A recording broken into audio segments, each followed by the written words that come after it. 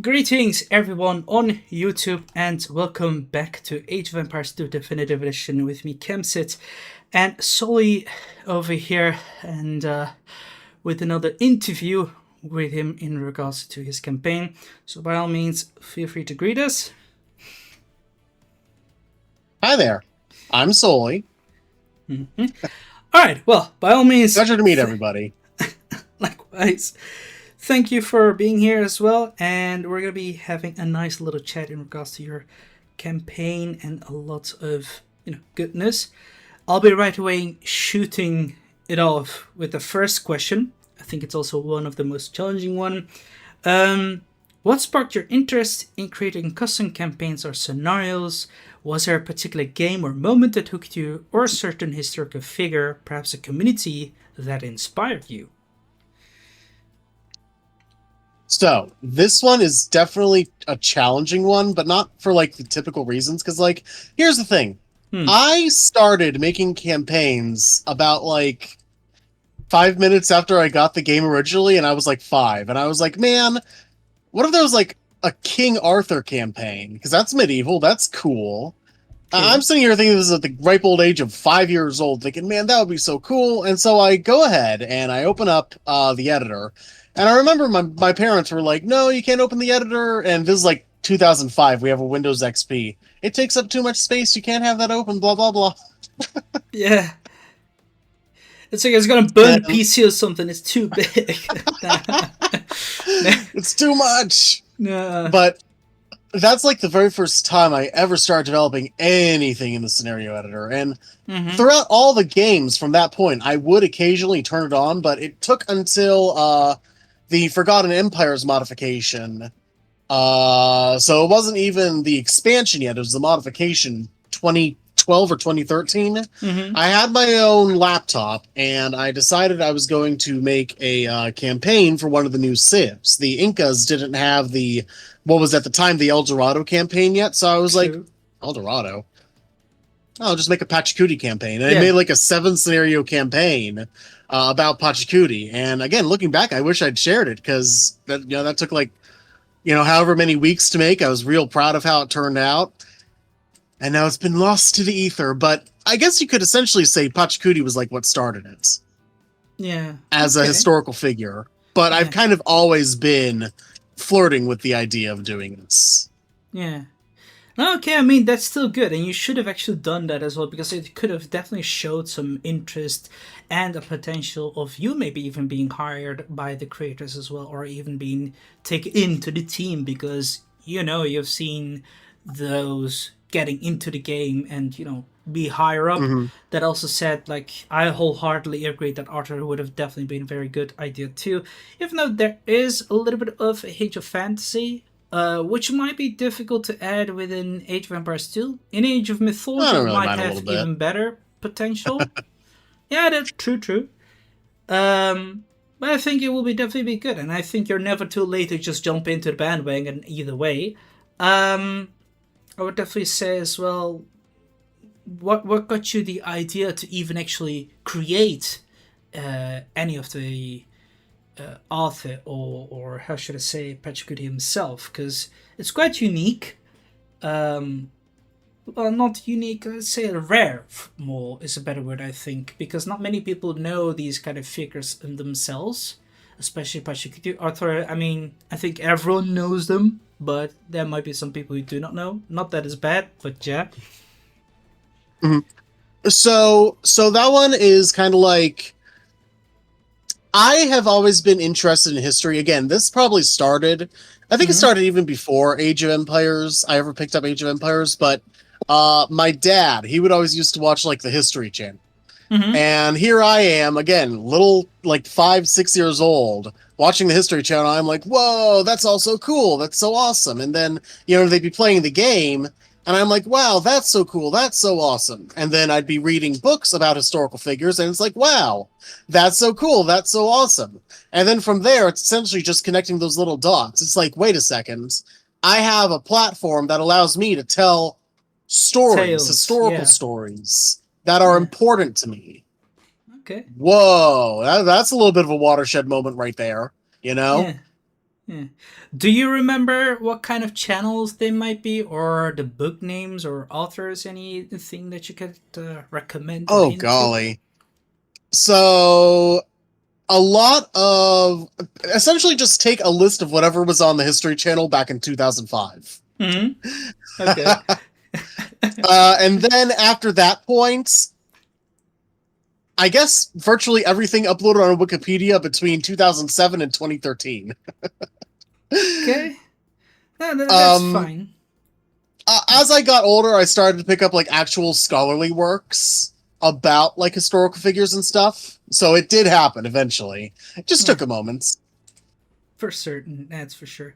I mean, it's still very nice to hear where you have got the sources from, no matter what, and it's very interesting to hear, especially with family ties being also being presented to Oh yeah. inspire you into creating something like this, honestly, and get into this. But those are some side questions, and not from the original one. I'm gonna be giving you another original question from my list.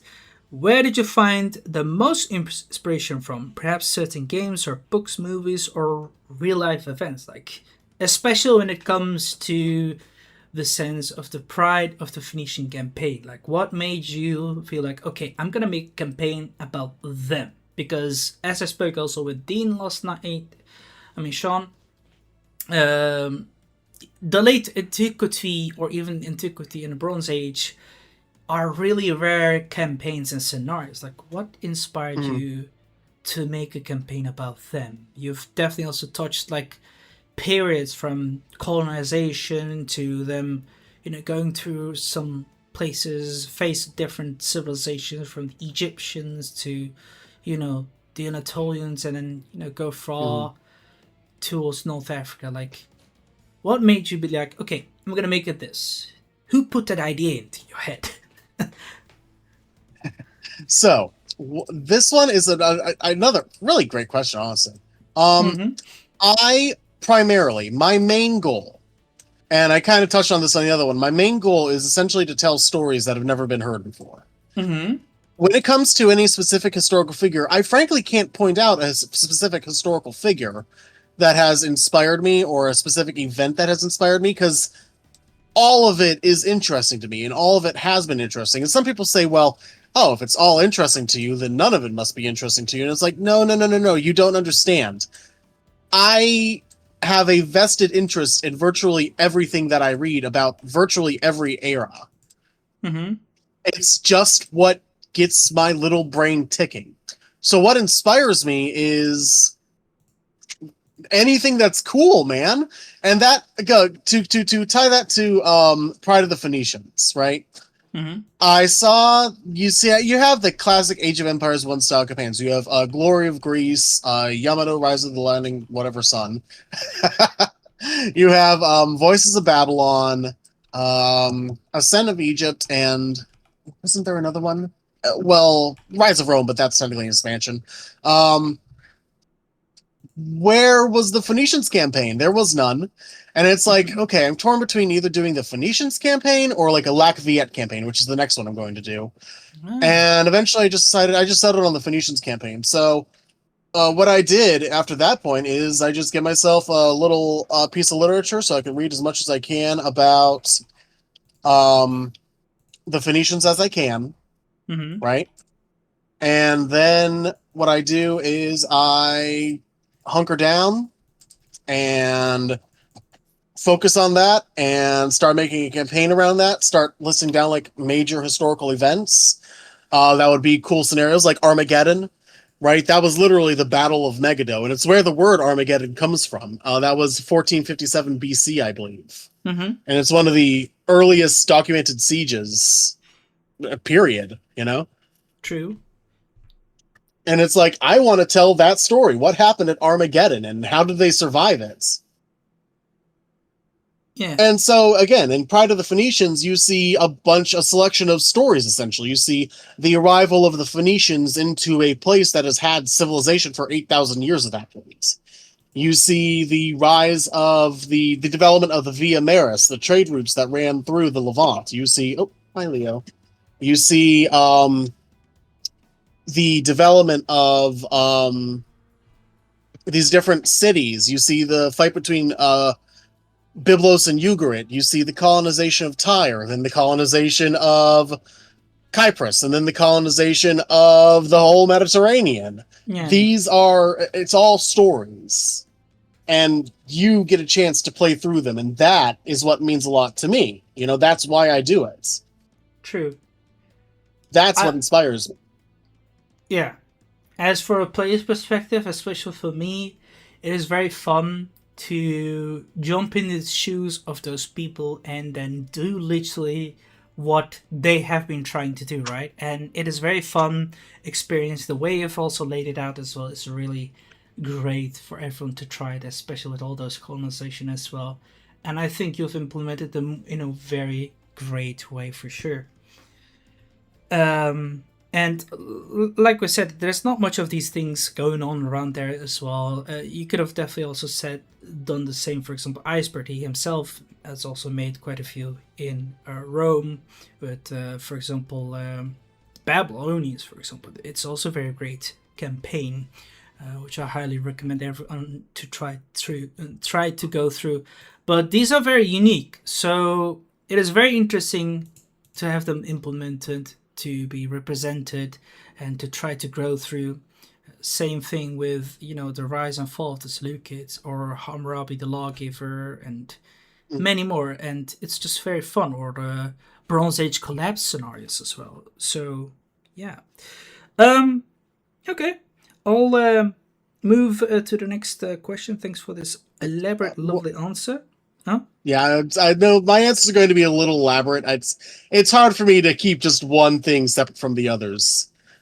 By all means, it's all fine. I love those juicy details, and I'm certain everyone will appreciate it too.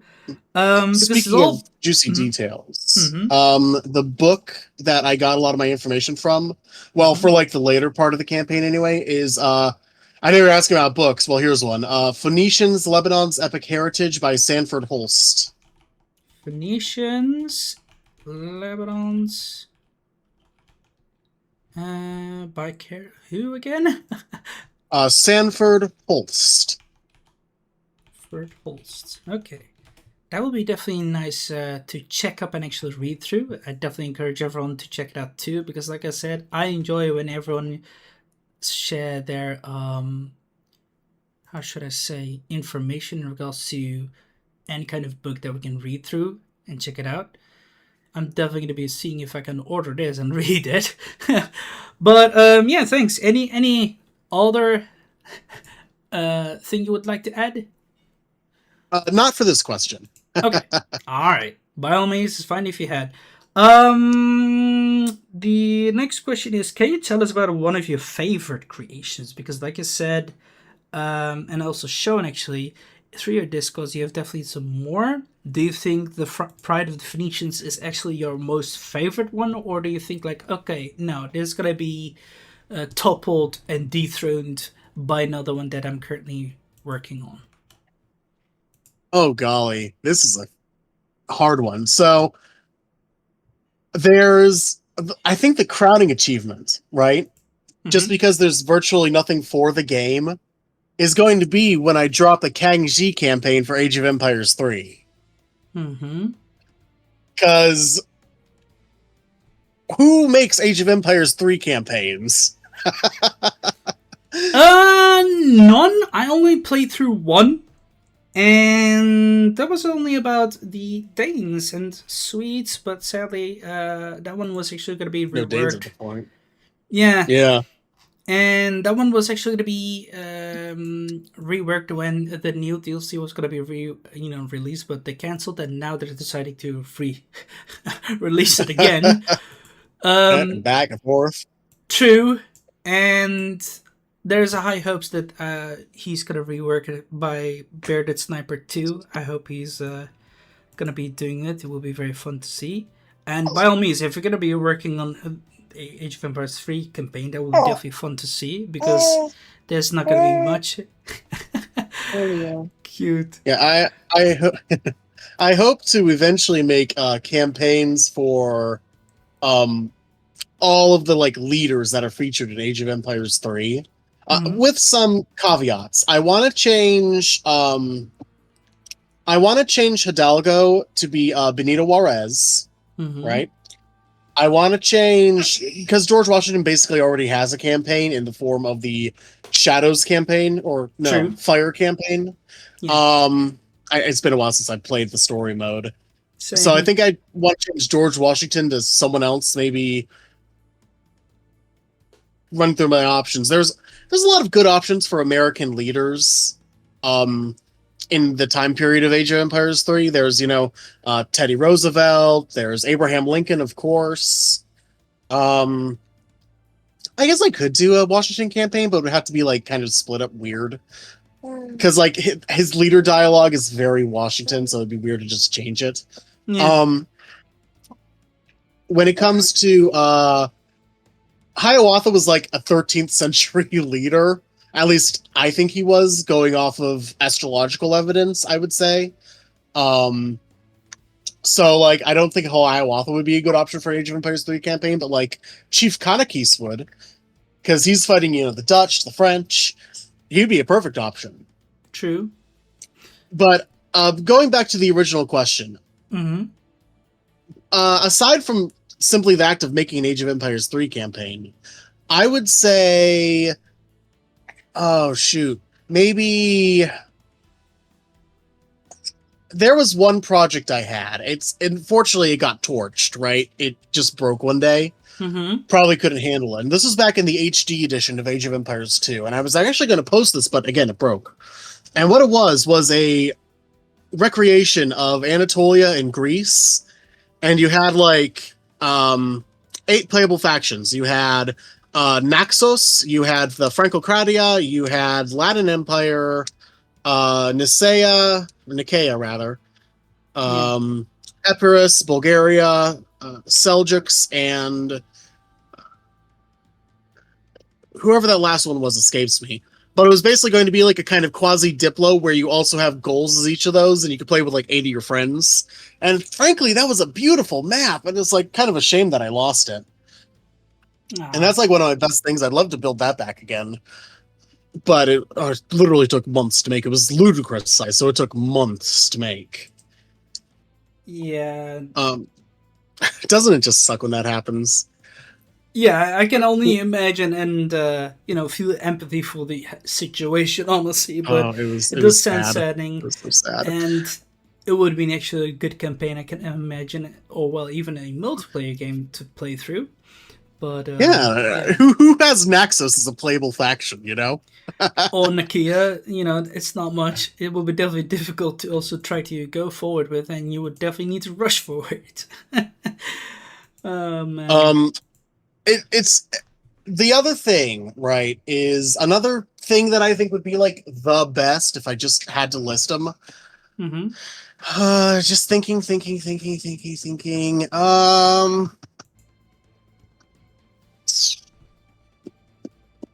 Age of Empires 2. I think.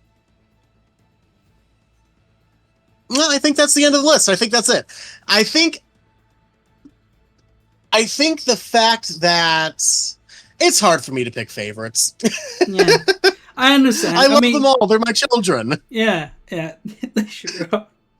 That's okay. I mean, you still have shown out quite a few, and that's, I think, very appreciating too, especially for the crowd who might be very looking forward, especially me. We'll move on then to the next question. I definitely will be looking out forward, and I think what will be very cool too, and if I had to pick for you, I think actually the idea of having that kind of multiplayer scenario would be very amazing. But having a single player version would also be cool, because not many Yeah. people have friends. Yeah, there So, was like it was meant that like if AI could realistically pull it off and you could mhm, play as any faction, but that would require, well, slightly more details to it, which true, wouldn't be an issue. It would just it was time consuming. true, true. But I Of really course, I should bring it back from the dead one day. it's true. That's possible. It's all up to you. I cannot really decide for you because again, it will be very much a lot of things that you actually want to do, but you'll be all over the place. I can imagine. Um, okay, what is your favorite campaign from the classics, if you do not mind me asking? And by classics, I mean from the Conquerors to the Age of Kings, right? So with the original cities and all. Uh, Probably not any of the campaigns specifically, though I did play all of them and did have fun playing all of them. Mm-hmm. But frankly, I think probably the Historical Battles collection. I played the hell out of those. I beat all of them. Agincourt was great. Manzikert was fun. Um, Tours was fun. So I think of all the campaigns, I think the quote unquote campaign that was the original pack of historical battles probably got like the most playtime out of me. Lepanto, Noryang Point, I love them. They were great. Okay, so you definitely say campaigns are not the campaigns are fun and all that, but my preference is all those single scenarios of the historical battles. Do you have Yeah. any favorite ones you have there? Like, Oh golly, I enjoyed Lepanto a lot, mm-hmm. and I enjoyed Noryang Point a lot. Which is funny because I usually hate naval, but Yeah, it just works in those scenarios. True, true. I wholeheartedly If I agree. had to pick a campaign I enjoyed though, aside from because genuinely the quote unquote campaign I played the most of was the original pack of historical battles, but if there was a campaign I played the most out of, Mhm. I don't know, man. William Wallace. Really? It has like 7 scenarios. It's so cool, and I just enjoyed going through the tutorial every now and again. I Yeah, don't know, it was fun. yeah, Joan of Arc was okay. Genghis Khan was all right, except that third mission. I hate Indochina. yeah. Same. Um, oh, Montezuma campaign. Montezuma was a fun campaign. I enjoyed the Yes. Montezuma campaign. True. That was a good campaign. Frankly, I'm just happy to see Native American representation. True. But it was a fun campaign. I would say of all of them, discounting the historical battles that I played to death, probably Montezuma. Yeah, I think I wholeheartedly agree as well. Montezuma was very great and very unique, especially with the voice acting as well, with Kwok and all. So it was really fun. Quatamuk, Um, Jaguar warrior of Tenochtitlan. exactly. You know what I'm talking about. Definitely hits hard, and I think it's very unique to also have the choice of William Wallace. But again, it also brings a lot of nostalgia forward. So I think there's also reasoning entailed to that. But it's the same thing for me too. It's definitely cool, but for me, I would definitely chosen Montezuma as also a favorite one. Um, Moving on to the next question. What is your most favorite custom campaign or scenario? It can be your own or someone else. I highly encourage you to pick someone else, of course, but the judgment is on you. So this is again another kind of a hard one to answer because I've played plenty of custom campaigns, right? Mm-hmm. But it's hard to sit out there and pick a favorite. True. This is going to be kind of a boring, somewhat utilitarian answer, but I think my favorites, again, quote unquote, will be the ones that have provided a lot of background guides on how to make my own scenarios. Mm-hmm. So just put anything from Philadelphia in the slot, because he's the wizard at this stuff, and I'm but a disciple. uh, Custom campaigns. Now, I mean, there are custom campaigns outside of Age of Empires 2 that are quite nice. That I can speak a little more definitively on. True. Age of Empires Online had a recent campaign made for Ahsoka the Great. And it's like, oh, that was a freaking nice campaign. That was enjoyable. That was fun. Except for that last mission. They hit you with an elephant hero at the very last mission who has like 24,000 hit points. And you gotta make like freaking 16 or 32 spearmen, and you got 3 minutes to do that. Mm-hmm. So that is a pain in the rear end. I get that's a little obtuse if you haven't played online, but oh man. Other than that, great campaign. Again, I've played a lot of custom campaigns. You know, I played the most of the Philadelphia campaigns before they were part of V&V. I've done campaigns for like other factions in general in the game. Yeah. Mm-hmm. I would have to say the ones that are, in my opinion, the favorites would be the ones that have the most stuff I can learn from them. That those we sit there and kind of wonder, like, man, how did they even do that with XYZ trigger? You know? Yeah.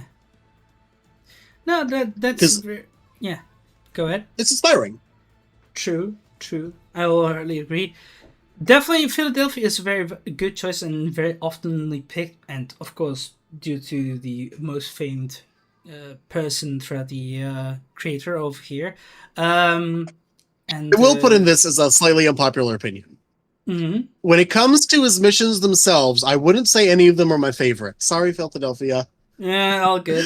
It's okay. I mean, a lot of those really huge, long RPG style missions really aren't my thing, yeah, but there's a lot there to learn, and I think that is really valuable. true. And especially his Viking stuff, which he has done so greatly and so nicely about it too, and that's just really great. And of course, most of the favorites from the people. Some people say said Nenos, for example, like Sean. I wholeheartedly agree. Victors and Vanquish, well, we don't talk about that. Let's say that in short. That's all I'll say. On the other hand, I wholeheartedly agree. It's just a pity that Age of Empires Online has been pulled out, sadly, because, you know, decisions, money, Yeah, and all that. yeah. The only way you can get it now is Celeste. Yeah, Celeste. Celestial Launcher, shout out to those compassionate creators behind there. They're still working on Keep it alive. Exactly. Keep it alive. True. They're very passionate about it and they're still working. They've got servers up and all that. You can still play it. Quite nearly 100% functional too, with everything. So the community there is also very friendly. So by all means, check it out. A shout out to them. It's free. Also, it's good. It's fun. Get it. For certain. Highly recommended. Okay, no, that's interesting. Aside from Philadelphia, do you have anyone else you would say I've enjoyed that very much too, especially in AoE 2? I wouldn't know their name offhand, but the guy who made the Altacar campaign on the workshop, I don't know who they are. Not off the top of my head anyway, but that campaign was another one that was really helpful in figuring out a lot of stuff, especially not so much in like the scenario side of things, but in like how I'm actually supposed to format a campaign, you know? Yeah, Hamister made that one. It's a very good one too, for sure. And I think, you know, you just hit quite a good, spot, because Hamister is also behind the Forgotten Empires as well. He's also a very great guy, and I think he did great. If you would ever ask me which ones I've enjoyed, it was Apranik, of course, very, very, very great. Or with Tomislav. And any of Christopher's campaigns, or, for example, Aussies. And of course with Sean, Sir Godward. Those are very great too. Okay. I'm sorry if I'm cutting in. No problem. All good. We'll move on to the next question. What have been the most challenging moments in your journey as a custom campaign or scenario creator, and how did you overcome them? Like, let's say, did you go through any burnouts or struggle with something? Like, how would you overcome such a situation? Because it's quite often that I've heard through all these interviews that people have been going through burnouts. How would you deal with them, or did you have something else that you struggled with, for example, time, or my son's name Leo? Oh, I'm asking my son if he has something he wants to add. Burnout. So I'm going to get this really quickly out of the way. I am not a superhuman, right? Of course I suffer from burnout. My solution to this is to just turn off my music and walk away. And usually once I start singing my music again, like 2 weeks later, it's like, man, I am willing to make this stuff again. Mm-hmm. It's I just walk away for a while, just take a deep breath and let the burnout wash away. Now, what actually is a challenge? I Yeah. don't want to. I don't want to act like I'm like better than anyone, but there's really nothing else you can do with burnout besides just let it go, let it go, True. let it go, let it go. And that's just my advice. Just deep breath, relax, go Mm-hmm. eat something, and chillax. The real challenges comes in making certain things tick. And what do I mean by that? There are specific functions that are kind of hurdles to the process of making a scenario. So right now, literally right this second, right? I Mm-hmm. am making a scenario, right, about Mm-hmm. Battle of Yinzhou, which is 985, and it is the Tangut War of Independence. Mm-hmm. So you are the Tanguts, and the thing is, you can't have Tanguts and Khitans as part of the same civ, really. True. Can have Khitanguts. So I have a specific Khitan civ, and what I did is it was like, how do I make a Tangut civ? And I mostly just use the Thracians as my base, because a lot of the things that Thracians get, I would give to Tanguts anyway. Mm-hmm. But there are hurdles. Like, here's one interesting one for you. Did you know that the Chronicle civs from Alexander the Great, for some reason, can't harvest from pastures? That's Excuse me. weird. It's That's weird, but it's strange. true. They literally cannot harvest from pastures for some whatever reason. It just doesn't work. Okay. And it's like, okay, great. So now what? And I, it still happens. I will literally sit there 4 hours trying to figure out just what trigger I have to tweak to make it work. And if that doesn't work, I'm going to have to think of some kind of clever workaround. And oftentimes I have to think of a clever workaround. All right. That's no problem though. Yeah. Um, Another thing is one thing that is consistently challenging is scope and scale.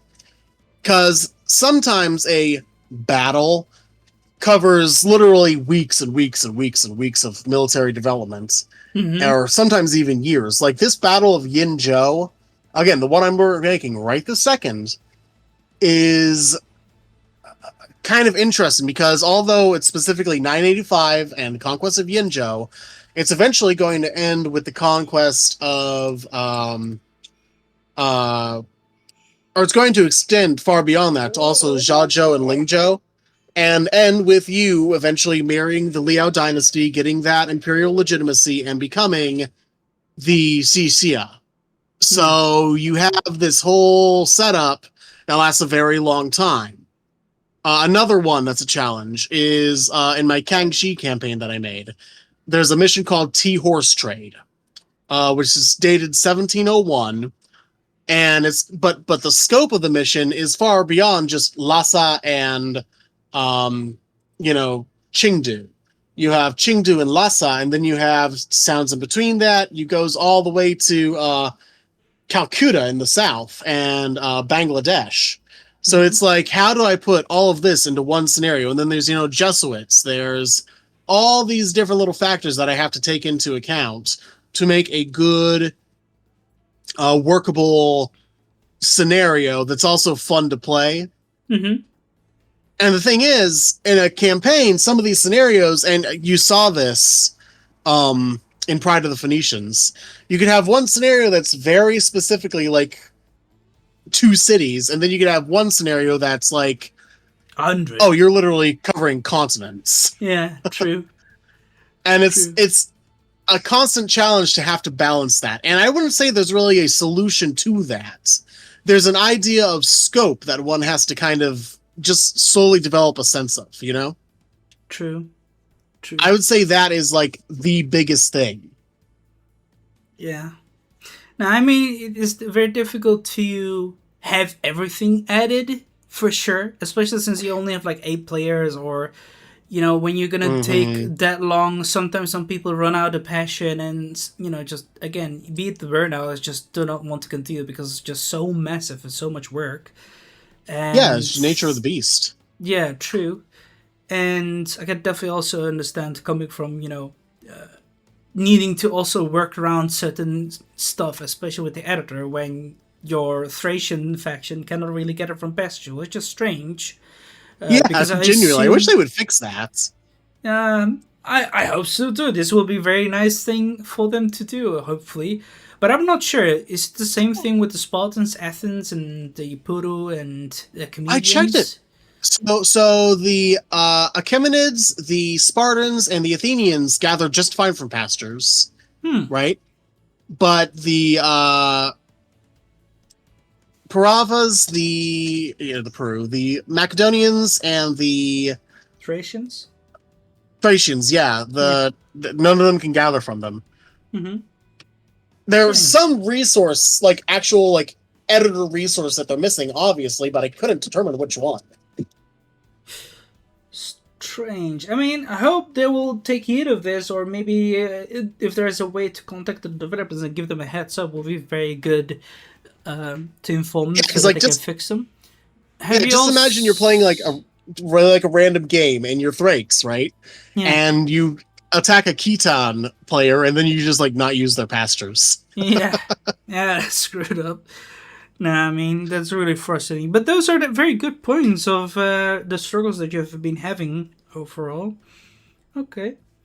Hope you'll still be able to overcome and get a workaround, and that it keeps the thing fixed, but not just come up with another problem that you have to then fix and then fix and then fix, because eventually it'll be an entire knot, and then trying to untie it will take even more time and consuming because that's not something you want.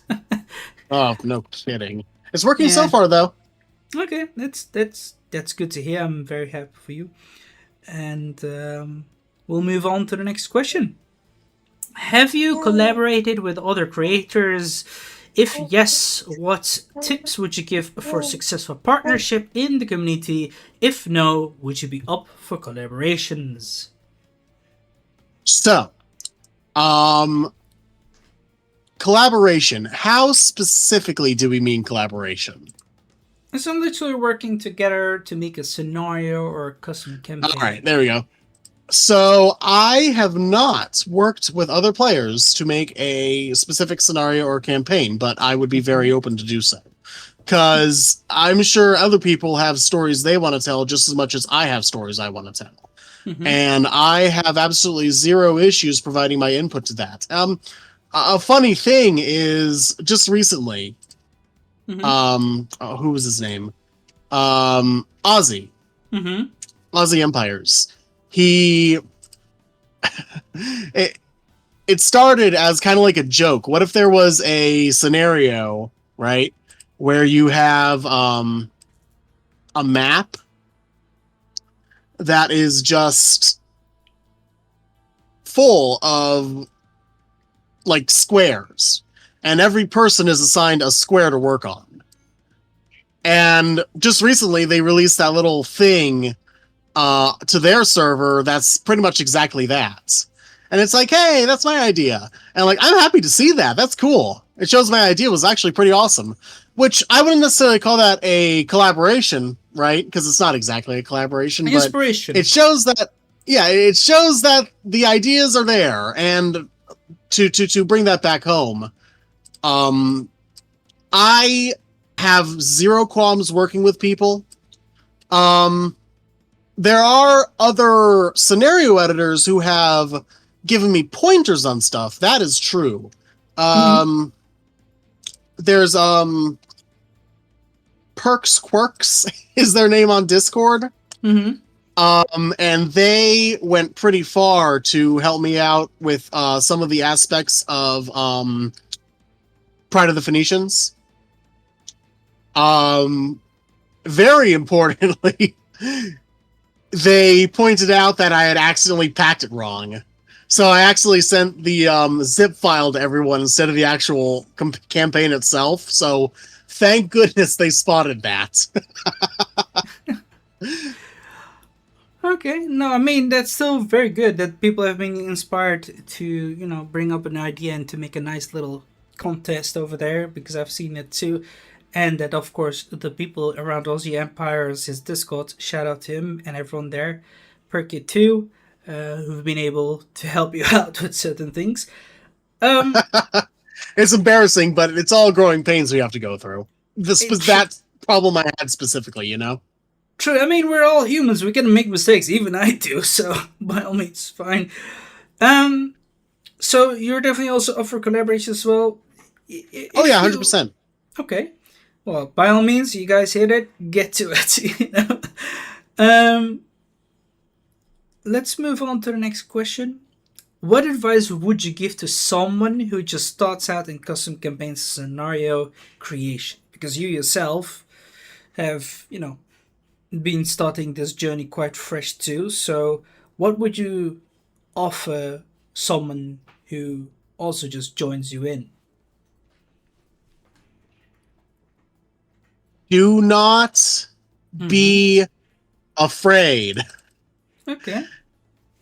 and don't be shy. Because it took me, again, the thing that stopped me for so long was really just not feeling like I had it, you know? And that is your enemy. All right, I can't. Oh, Leo, it's okay. I can't sit here and say, oh, just try and stiff upper lip, tough your way through it, because that isn't going to help you. But what I can say is, you got it. True. Don't be held back by what you think you can and can't do.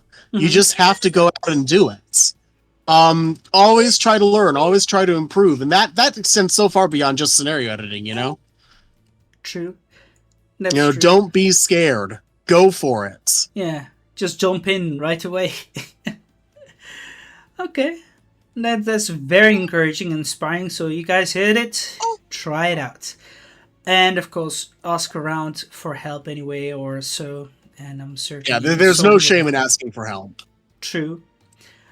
Um, when you design a scenario campaign, what comes first for you, gameplay wise, challenge, storytelling, is secret accuracy, or fun, and why? All right, I can actually rank those for you. The Mm-hmm. very first thing I have on there is the story. I want you Mm-hmm. to be able to, even if there is no characters like in Pride of the Phoenicians, I want you to be able to identify with like the cities Mm-hmm. and your enemies and your friends and who's there. So story is like the first thing. Then the gameplay. The gameplay has to be good. Fun. Fun is hard to pin on any one thing. Mm-hmm. Um, because fun is like, how do you even quantify fun? It's changes for everybody. Mm-hmm. But one thing I can do is I can kind of ensure. Oh, Leo, it's okay. One thing I Mm-hmm. can do is I can kind of ensure that it is playable, if nothing else. Like one of my scenarios that's part of this Chinese historical battles pack I'm making is Qingdu 880.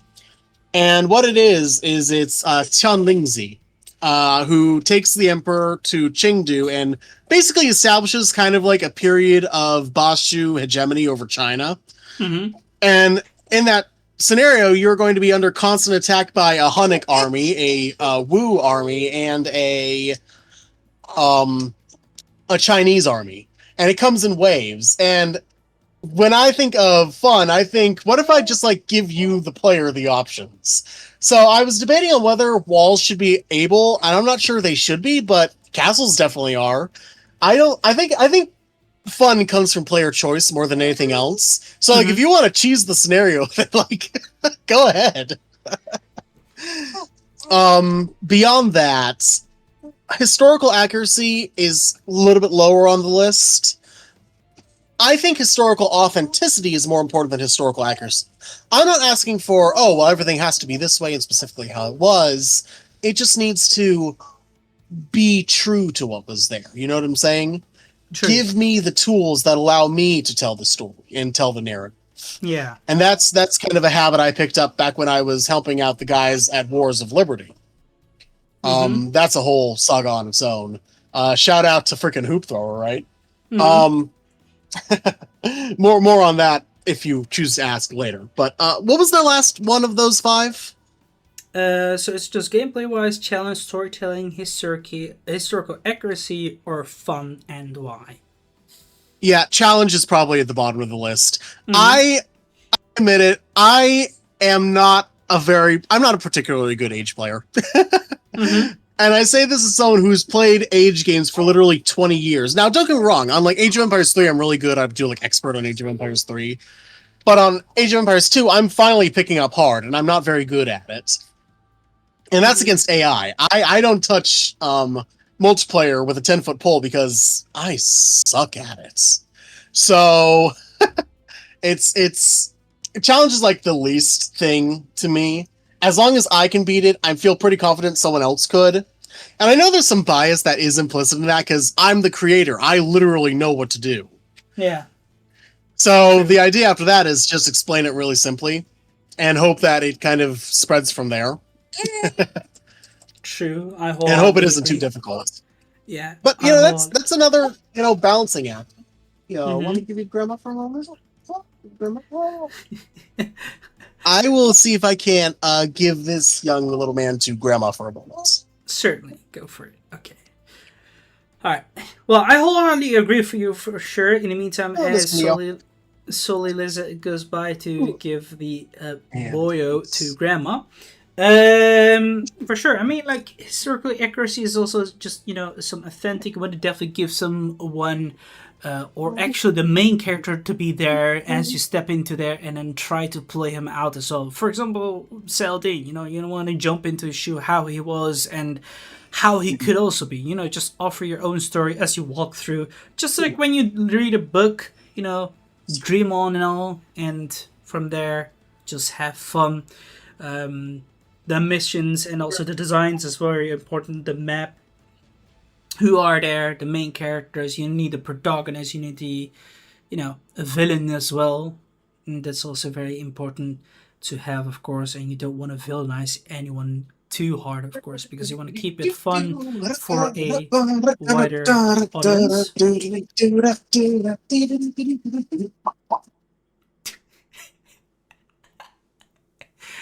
You back, Sully? All good now.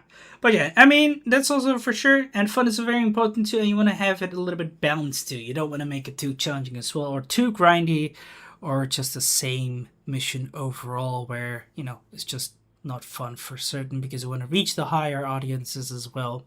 And that is what really matters. Yeah. Sully? You back? I guess there ain't. Okay, well, either way, we're gonna be moving on to the next question as soon as possible. But it's already by now more than 9 questions answered. That is very pleasant for sure. Very cheaty, and Sully had to bring his son away. Okay, and headset comes back on, and here I am. Welcome Sorry about that. back. No problem, by all means. Okay, well, if you have nothing, I'm bad at challenge, so it's like the last thing I focus on is how to challenge the player. Because if I do it right, the gameplay should just be enough of a challenge on its own. That's like my philosophy. Yeah, that's true. I wholeheartedly agree. You don't want to make it too grindy or too challenging for someone that they will just, go through a pain instead of pleasure. And that's why the Armageddon campaign was such a pain in the rear end. Because if I made the enemies too strong, and because it's Age of Empires 1 style, I refuse to use more than 2 triggers. So it kind of got me in this hard spot where if I make it way too strong, the enemies, you're going to die in like the first 15 seconds. But if I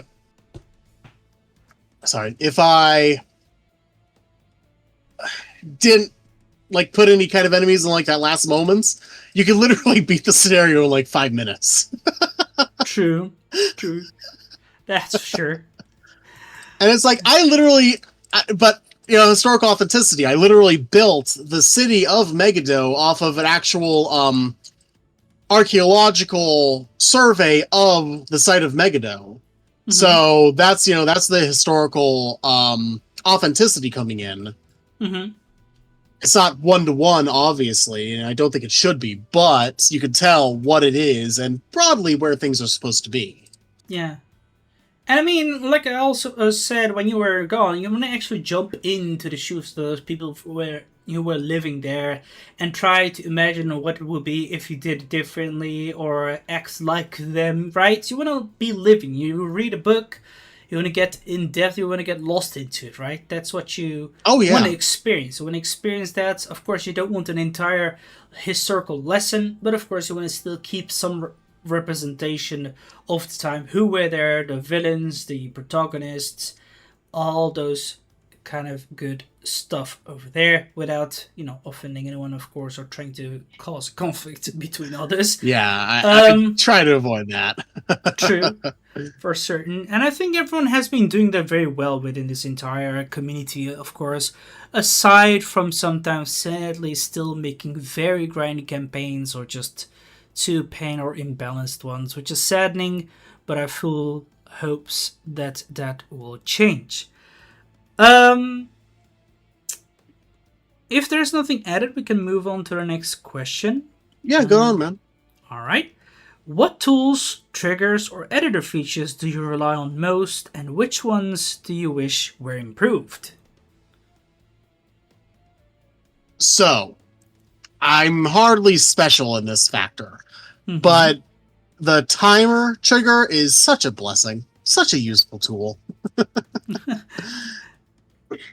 I know that's like basic answer, but like it makes it very easy to plan something ahead. I will say that. Okay, that's Um, very good. Other tools that I rely on when I'm making scenarios. Broadly speaking, I think, oh golly, I it's not that I can't do really detailed stuff, but I typically try to avoid it. Mm-hmm. Because if it's relatively simple for me, it'll probably be relatively simple for someone else to pick up. Um, so something that I like to rely on and like to use a lot would be simple triggers. And actually, I have another one of these in one of these Chinese battle scenarios. It's the scenario of Gura, 1593, which Mm-hmm. is the Battle of Mount Gura, um, which was one of the battles of Nurhachi's unification of the Jurchens. Um, in that scenario, right?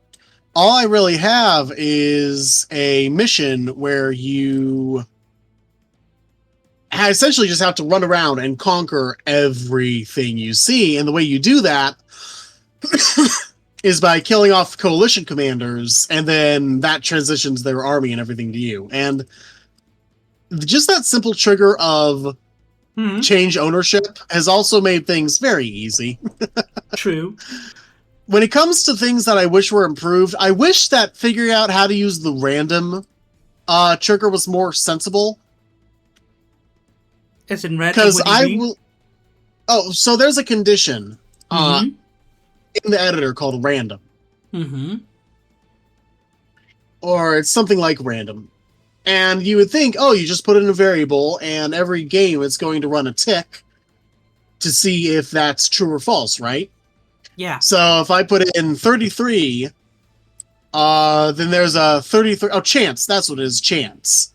And I think, oh, great. So I'll just put in 33, and now there's a 33% chance that whatever the trigger is will fire. Yeah. And that'll run every tick, or every timer I'll run this tick, and it'll see if it goes or not. And it's like, Mm-hmm. that would be so cool if that actually worked. I read the documentation, because it does add randomness to the game, but I read documentation on how you're supposed to get it up and running, and I just had to throw my hands up. I couldn't make heads or tails of it. Mm-hmm. That's definitely a big pain. Sorry for laughing, man, but yeah, no, that's horrible. I hope that will be. I couldn't figure it out.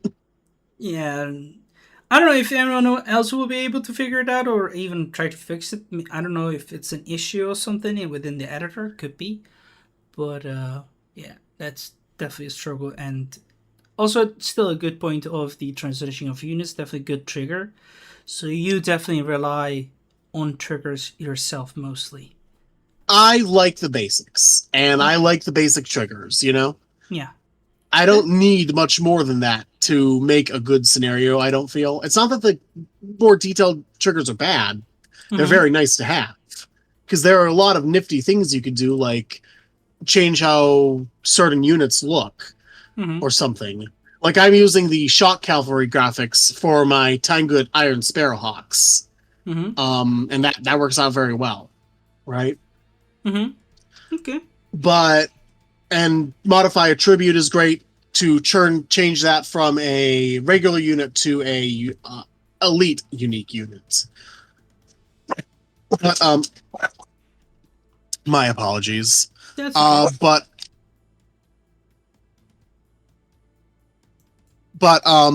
that is, in my view, right, one of the things. I don't need every bell and whistle to be perfect. I need good enough. What I need to do is get these battles out, these stories out, so that you can experience them. That's the important part.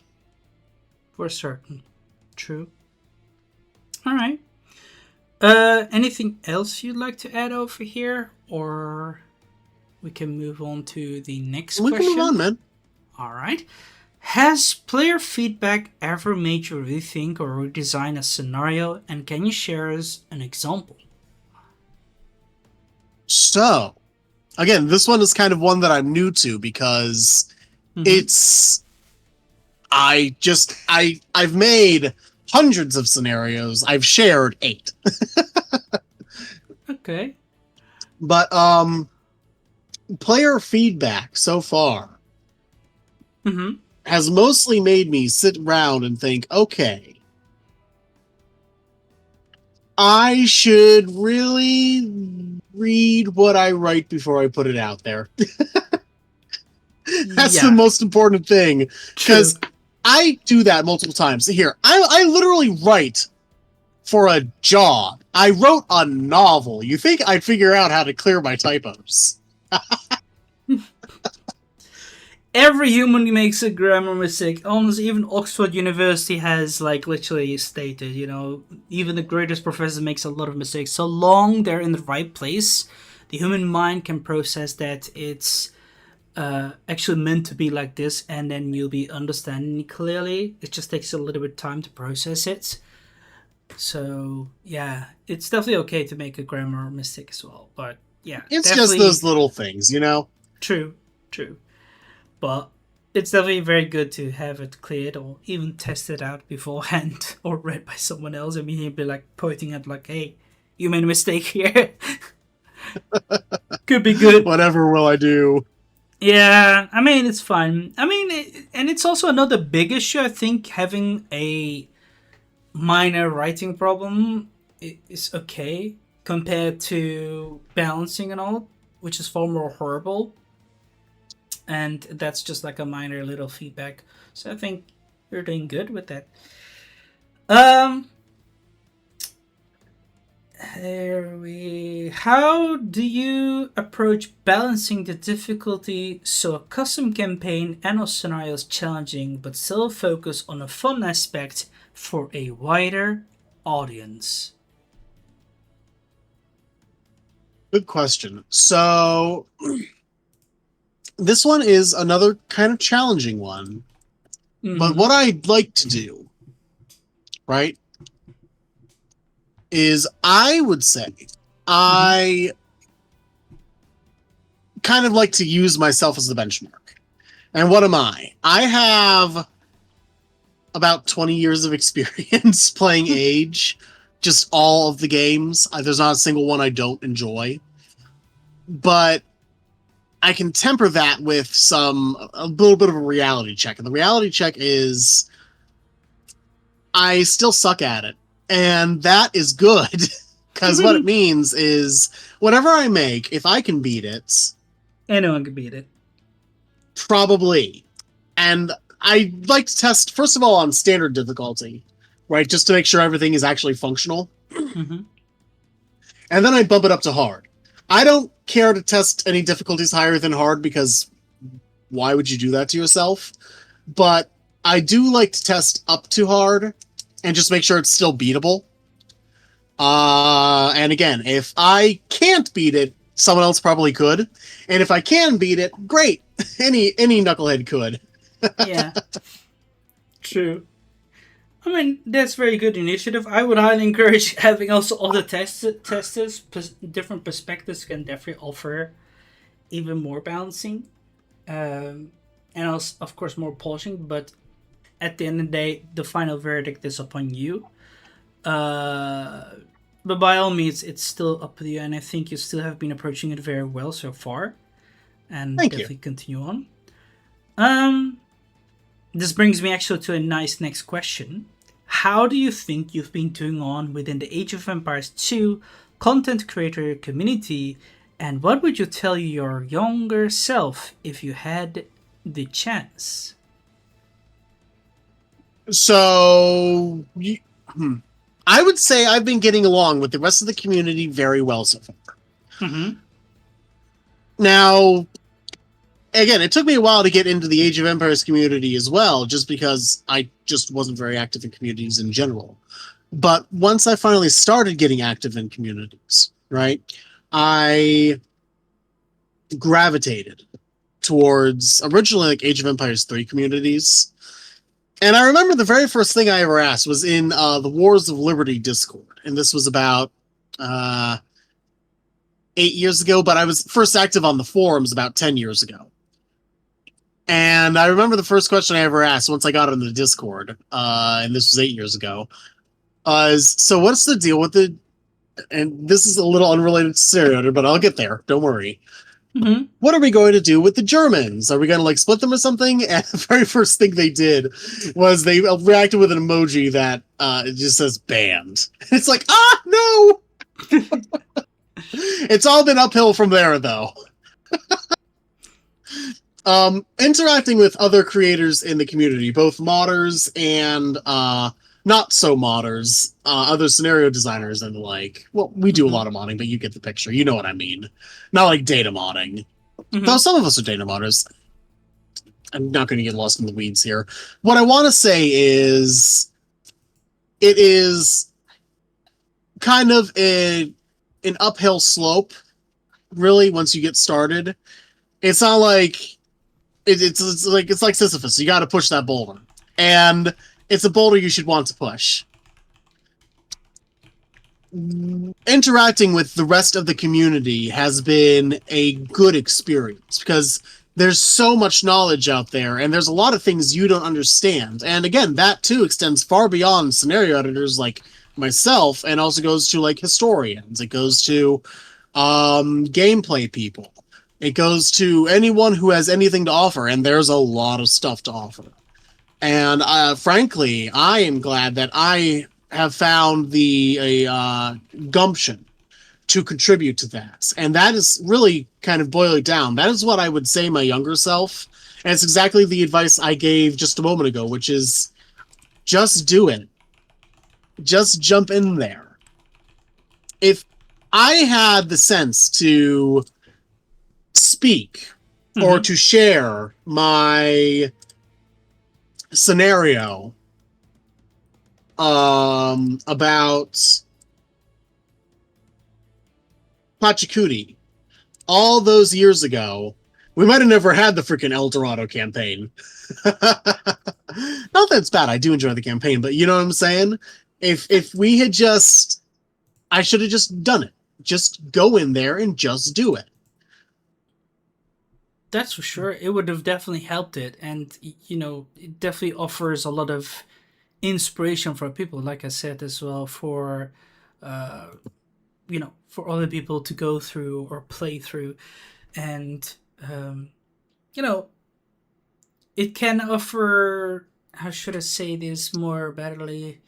Um, Not just people to play through, but also different perspectives. Like some people have already made a campaign about it for sure with Pachukiti, and still, it could be nice to see your version. And it's the same I thing should when remake it. Yeah, I mean, you could. You could. Some people have already been starting to make some remakes of the classics, and that's definitely Yeah, fine. I saw a couple videos of that. True, true.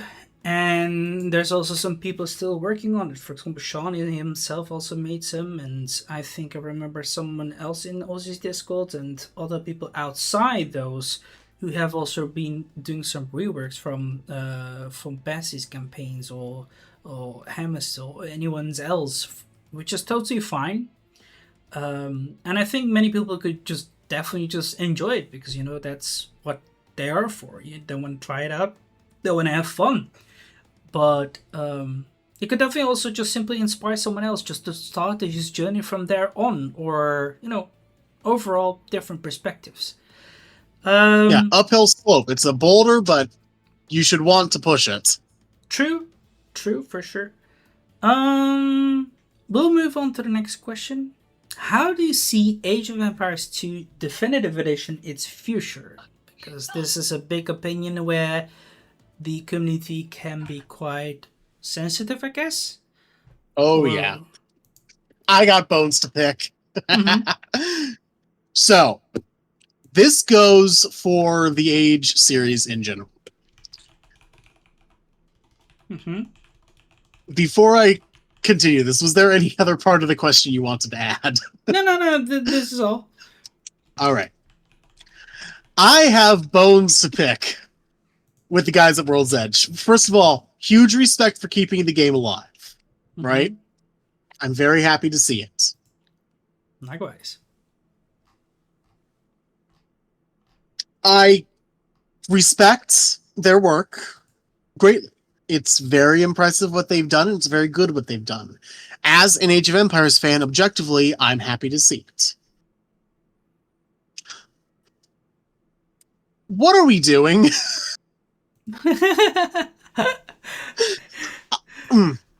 Chronicles is great. Chronicles is so good.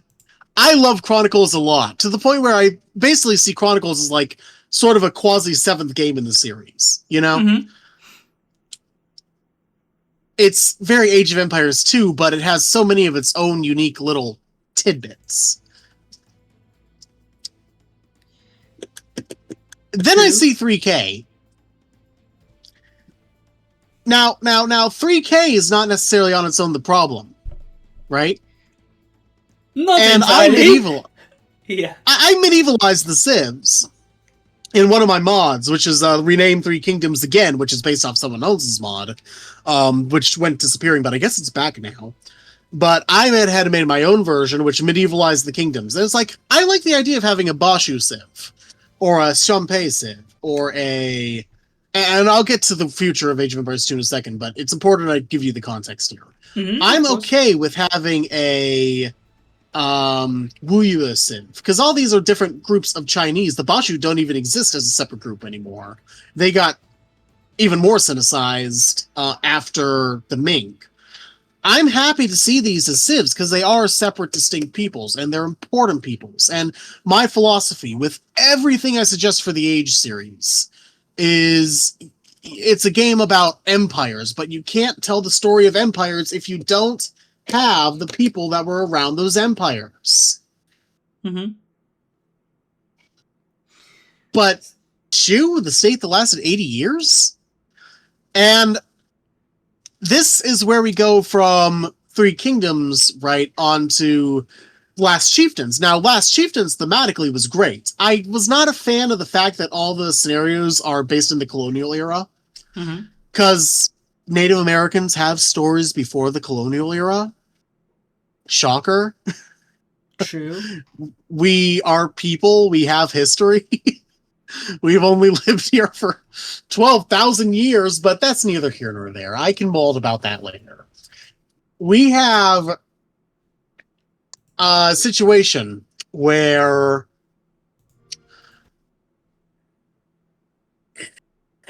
Last Chieftains was great thematically, not so great thematically with the campaigns, but the campaigns were fun, I feel. A lot of people hate them because they're kind of unit span, and I see where they're coming from, but I played them on standard, so what do I know? Um, Then we go to the next one, the current one, which is about to release, which is the Viking Sagas, and it's like, whoa, hold the phone. We went from showing these people who come from a continent that is never shown in a medieval context. Even you guys only kind of halfway did that, because it's still like colonial medieval era. Mm-hmm. We went from that, which was just peak thematically, to Vikings, Vikings 2, Vikings 3, and then the Saxons, which are like a whole other thing. True. And requires us to address whatever the Britons are supposed to be. Because the Britons are like kind of Welsh, but also English. They were and Germanic. It's like, these are separate things. They were quite Germanic, because the Welsh Yeah. are the original Britons, and the Celts are, well, the northern guys, are the Scots and all. But if we're going to be talking about Saxons, they are the people who just migrated along with well, not migrated, more like colonized around there, just like the Vikings have. But it's just saddening that they have. This is also something I've posted a long time ago, even when I was out on vacation. Saxons is not the wise choice. If you're going to make a themed-wise DLC, stick to the theme. This is a Viking theme. If you're going to be speaking about Vikings, why not do the Curonians? Latvia and Estonia. Those areas. I'll get to that in a second. Yeah.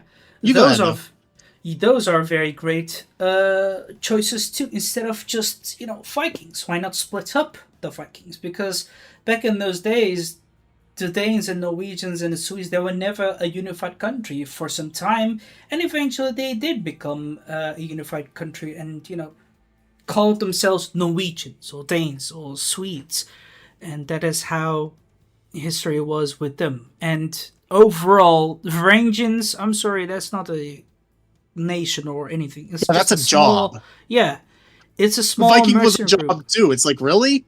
True, but this is something that the community has been voiced out, and it's going to be continuing on. So I can definitely understand why people are like, okay, I have a pickle with World's Edge of Forgotten Empires. So it's just really frustrating, and it's something being ousted, and it's not something very good. Like I said, there's been plenty more better, how should I say, recommendations that can be given. For example, even Hera himself as well said in his stream, hey, why don't you guys split up this Vikings and, do it what they did with the dynasties of India. That is what they also did. Split up instead the we factions. got Vikings 3 and 4. Yeah, but that's not even Vikings 3 and 4. It's more like Mercenary Group 1 and Mercenary Group 2, and then along with some authentic unit called a horseman or crossbow. What? If it was for a Saxon, I would say okay, even maybe, but even that is just out of context. Honestly, it's just. Really I just think it's like a generic, like maybe Cavark replacement, Imperial Cavark replacement, maybe.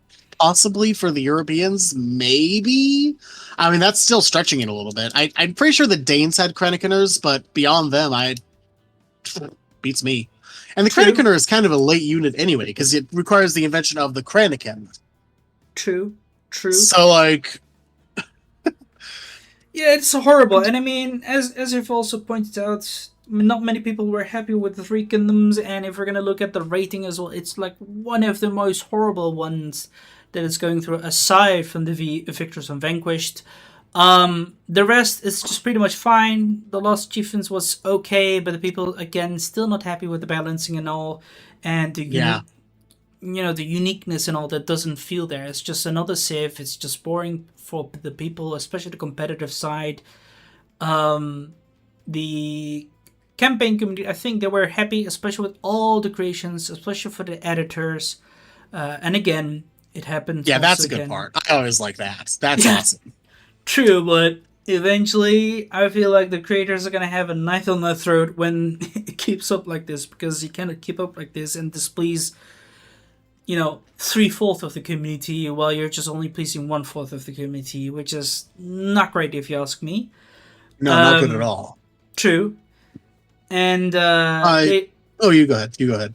They really need to make a little bit of a change over there as well, and try to make it more authentic to the, the scenery. Because I think Chronicles wouldn't be the better choice. Here, still hoping that they will continue with that, because that is what they have done there is very good. They've even offered a lot more campaigns than what they would normally do, more missions actually. Even if some of them felt a little bit of copy paste too, especially with the naval missions. But further on, I think you've touched some very good ground for sure. But Yeah, here's and I would hoping. like to. Go ahead, go ahead. What was that? So, on the note of the Saxons, here's the thing: Age of Empires, before about Lords of the West, but even before that, or even after that, for a while, you could identify a civilization as essentially being like a people group, right? True. Specifically, a people group that has specific distinctions from other ones. They lived in a specific area at a specific time with their own political system and their own kind of language. So no one would confuse Huns with Korean. You could tell there was a distinction also between like the Vietnamese and the Burmese, and there was like a logic to it at the time. There was a very wide stretch of time that was covered in that, and that's cool. That's awesome. That's good. That's great. But there was still a logic behind what actually made the cut, and that was where a lot of our splits could come in. When we saw like Indians being broken up, or so on. And one thing I feel is there are certain civs in the game that don't quite follow that logic. One example, and I've said this in the forums a billion times, is like the Britons. And they're kind of British, but they're also kind of Saxon. They speak English. They use longbows, but longbows are used by both. And then we have the Celts, which are just variety of things. Irish, Scottish, and Welsh, but then the Welsh are presented with the Britons and Longshanks, I believe, and it's like, what's even going on here? And I would think, if you're going to add a Saxons civ, right? And when I think of umbrellas, I think wide stretch. I think specific focus, but wide stretch of time. When we want to add in like a Saxon civ, I think, okay, great. Now we can make a Britons that's properly Wales, Brittany, and Cornwall. We could make the Celts, the Gaels, properly Ireland, Scotland, and Man. And then we could make the Saxons a proper English representation, but not just English representation, what became the English. So you could start with like your Hearth troop, you could start with a sort of naval colonization focus, but then you start to develop that later English aspect with your longbowmen and stuff. And use that, and that could represent everything from like the Bataviae at the very start of the period, the Bataviae and whatever the Holland group was, and the early Frisiae, and extend that through to the German Saxons, through to the Anglo-Saxons, through to eventually the Kingdom of England and whatever Frisia's proper name was.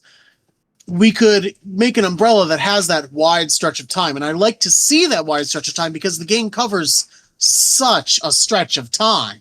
It only makes sense to have these, well, civs cover literally a civilization's development and how it evolved. And that's part of its narrative structure that I like so much. So when I think about Viking sagas, right?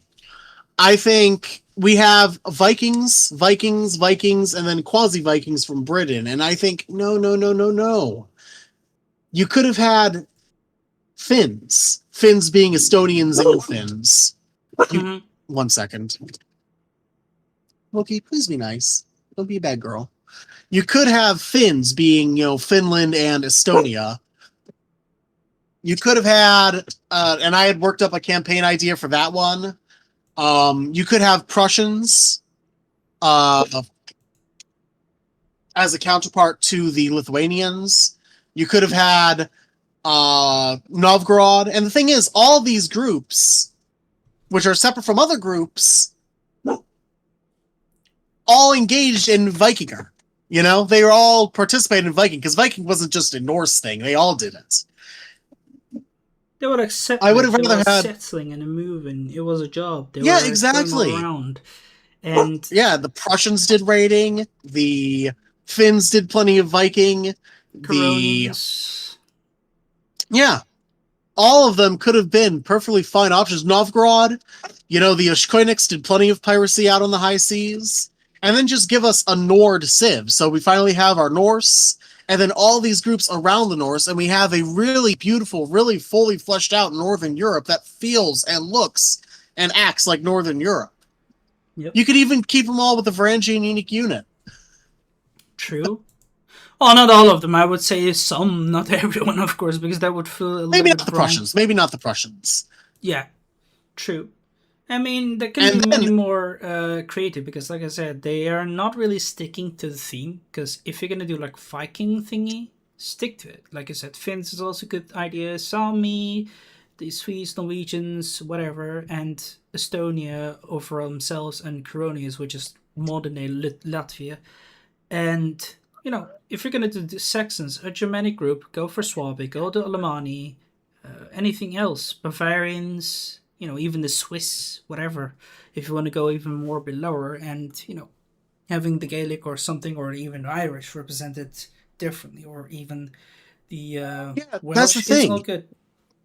Yeah, that's the thing. Mm-hmm. You put in the Saxons as our Angvaonic Germanic representation. Yeah. Now you fixed the issue with the Celts and the Britons. So Mm-hmm. now we have a Britons that's actually Wales, Cornwall, Brittany, and a Gales is actually Ireland, Scotland, and Man. And then that also works in the opposite direction. If we add in a Novgorodians, now we don't have that Slavs umbrella anymore, and also opens the option for a Bosnian expansion pack at some point. Not like Bosnian, but like South Slavic. So Mm-hmm. Bosnia, Serbia, Croatia. And Mm-hmm. then that area is straightened out as well. So it literally works in both directions of Europe. It would True. resolve all those problems. And also on top of that, if they just put in like Finland. Not like Finland, but Finns. Yeah. And um we could just forget Prussia for right now, because they are Mm-hmm. pretty tiny. But like if you just had Finns, Novgorod, Saxons, and then fix the umbrella situation with the Slavs and the Bretons, and then just rename the Vikings, that alone I would have been happy with. True. That would have been so good. Well, in my opinion, anyway. True. I When I partially look agree. forward, Yeah. Go ahead.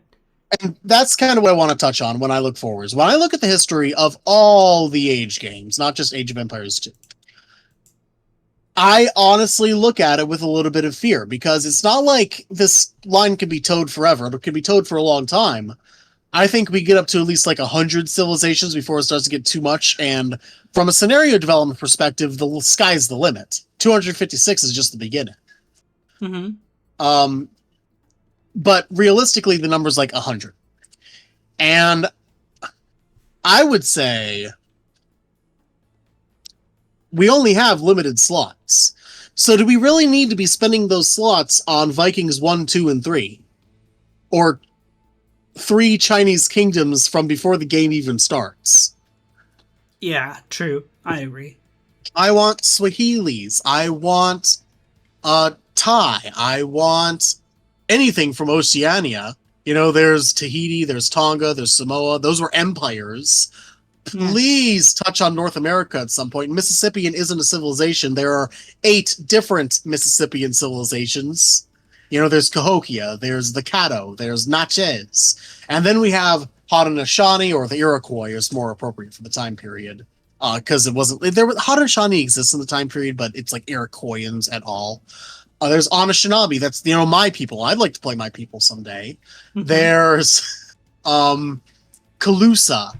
There's 100 different groups in Tupi. Just a month ago, I was reading a report on the Turariu natives of Brazil, and it led me to the Kariris. And I'm sitting here wondering, man, a Kariri civ would be awesome.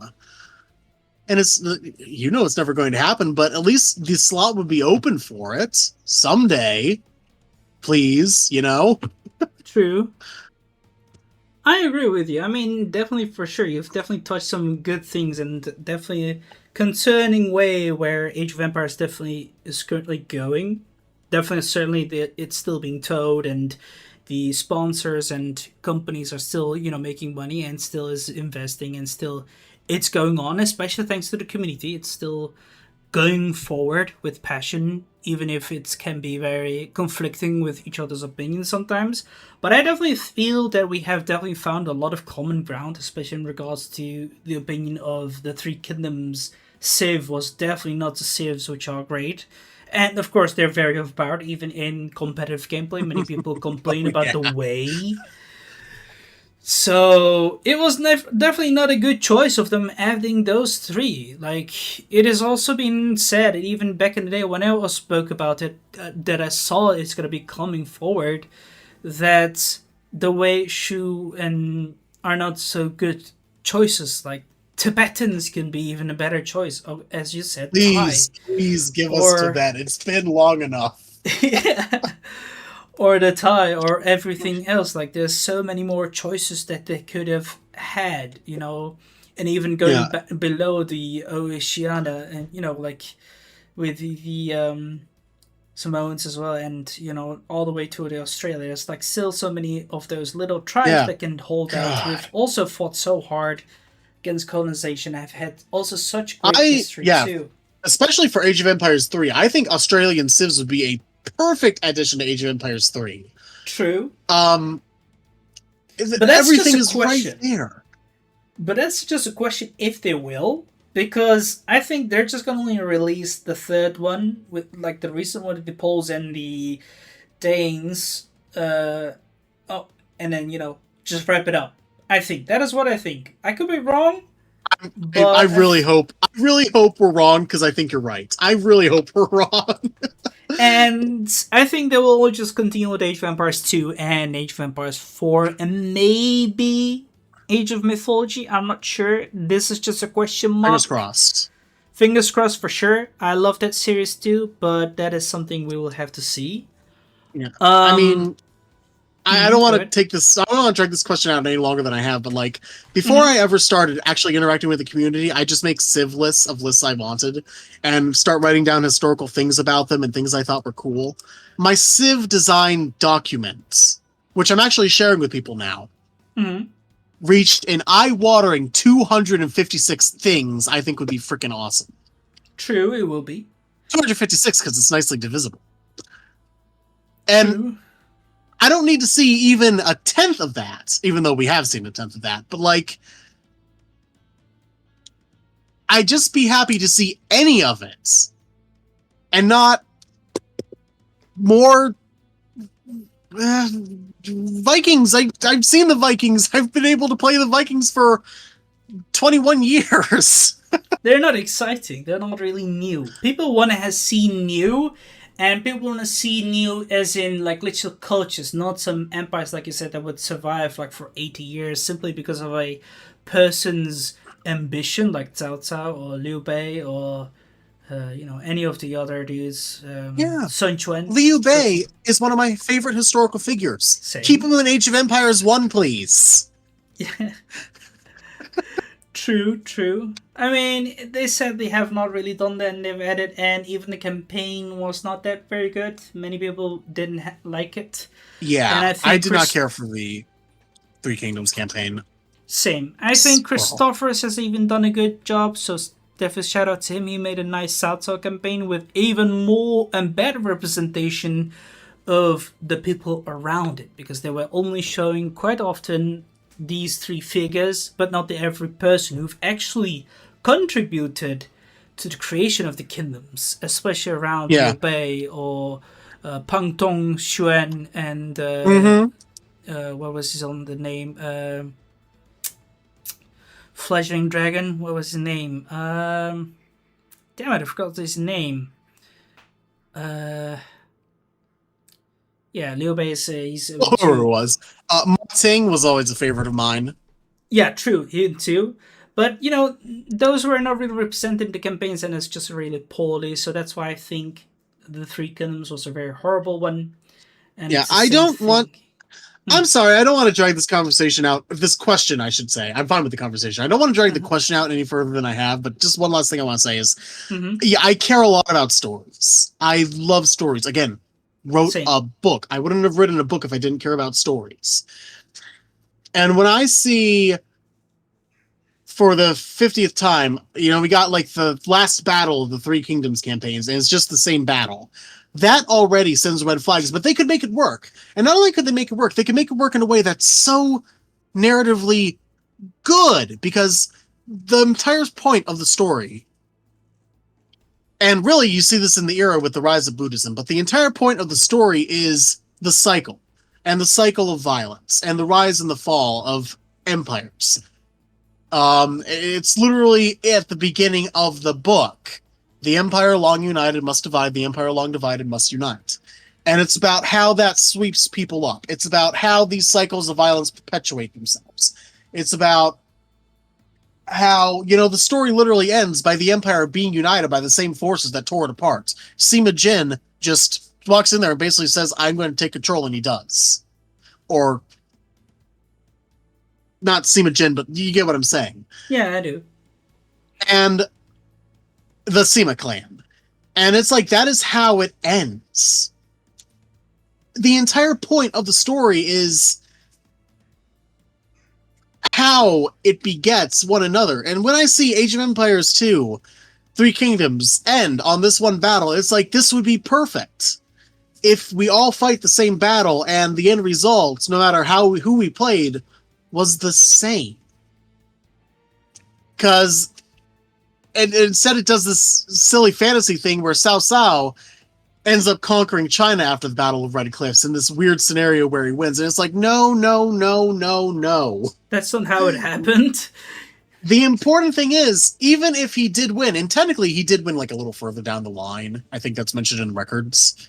True.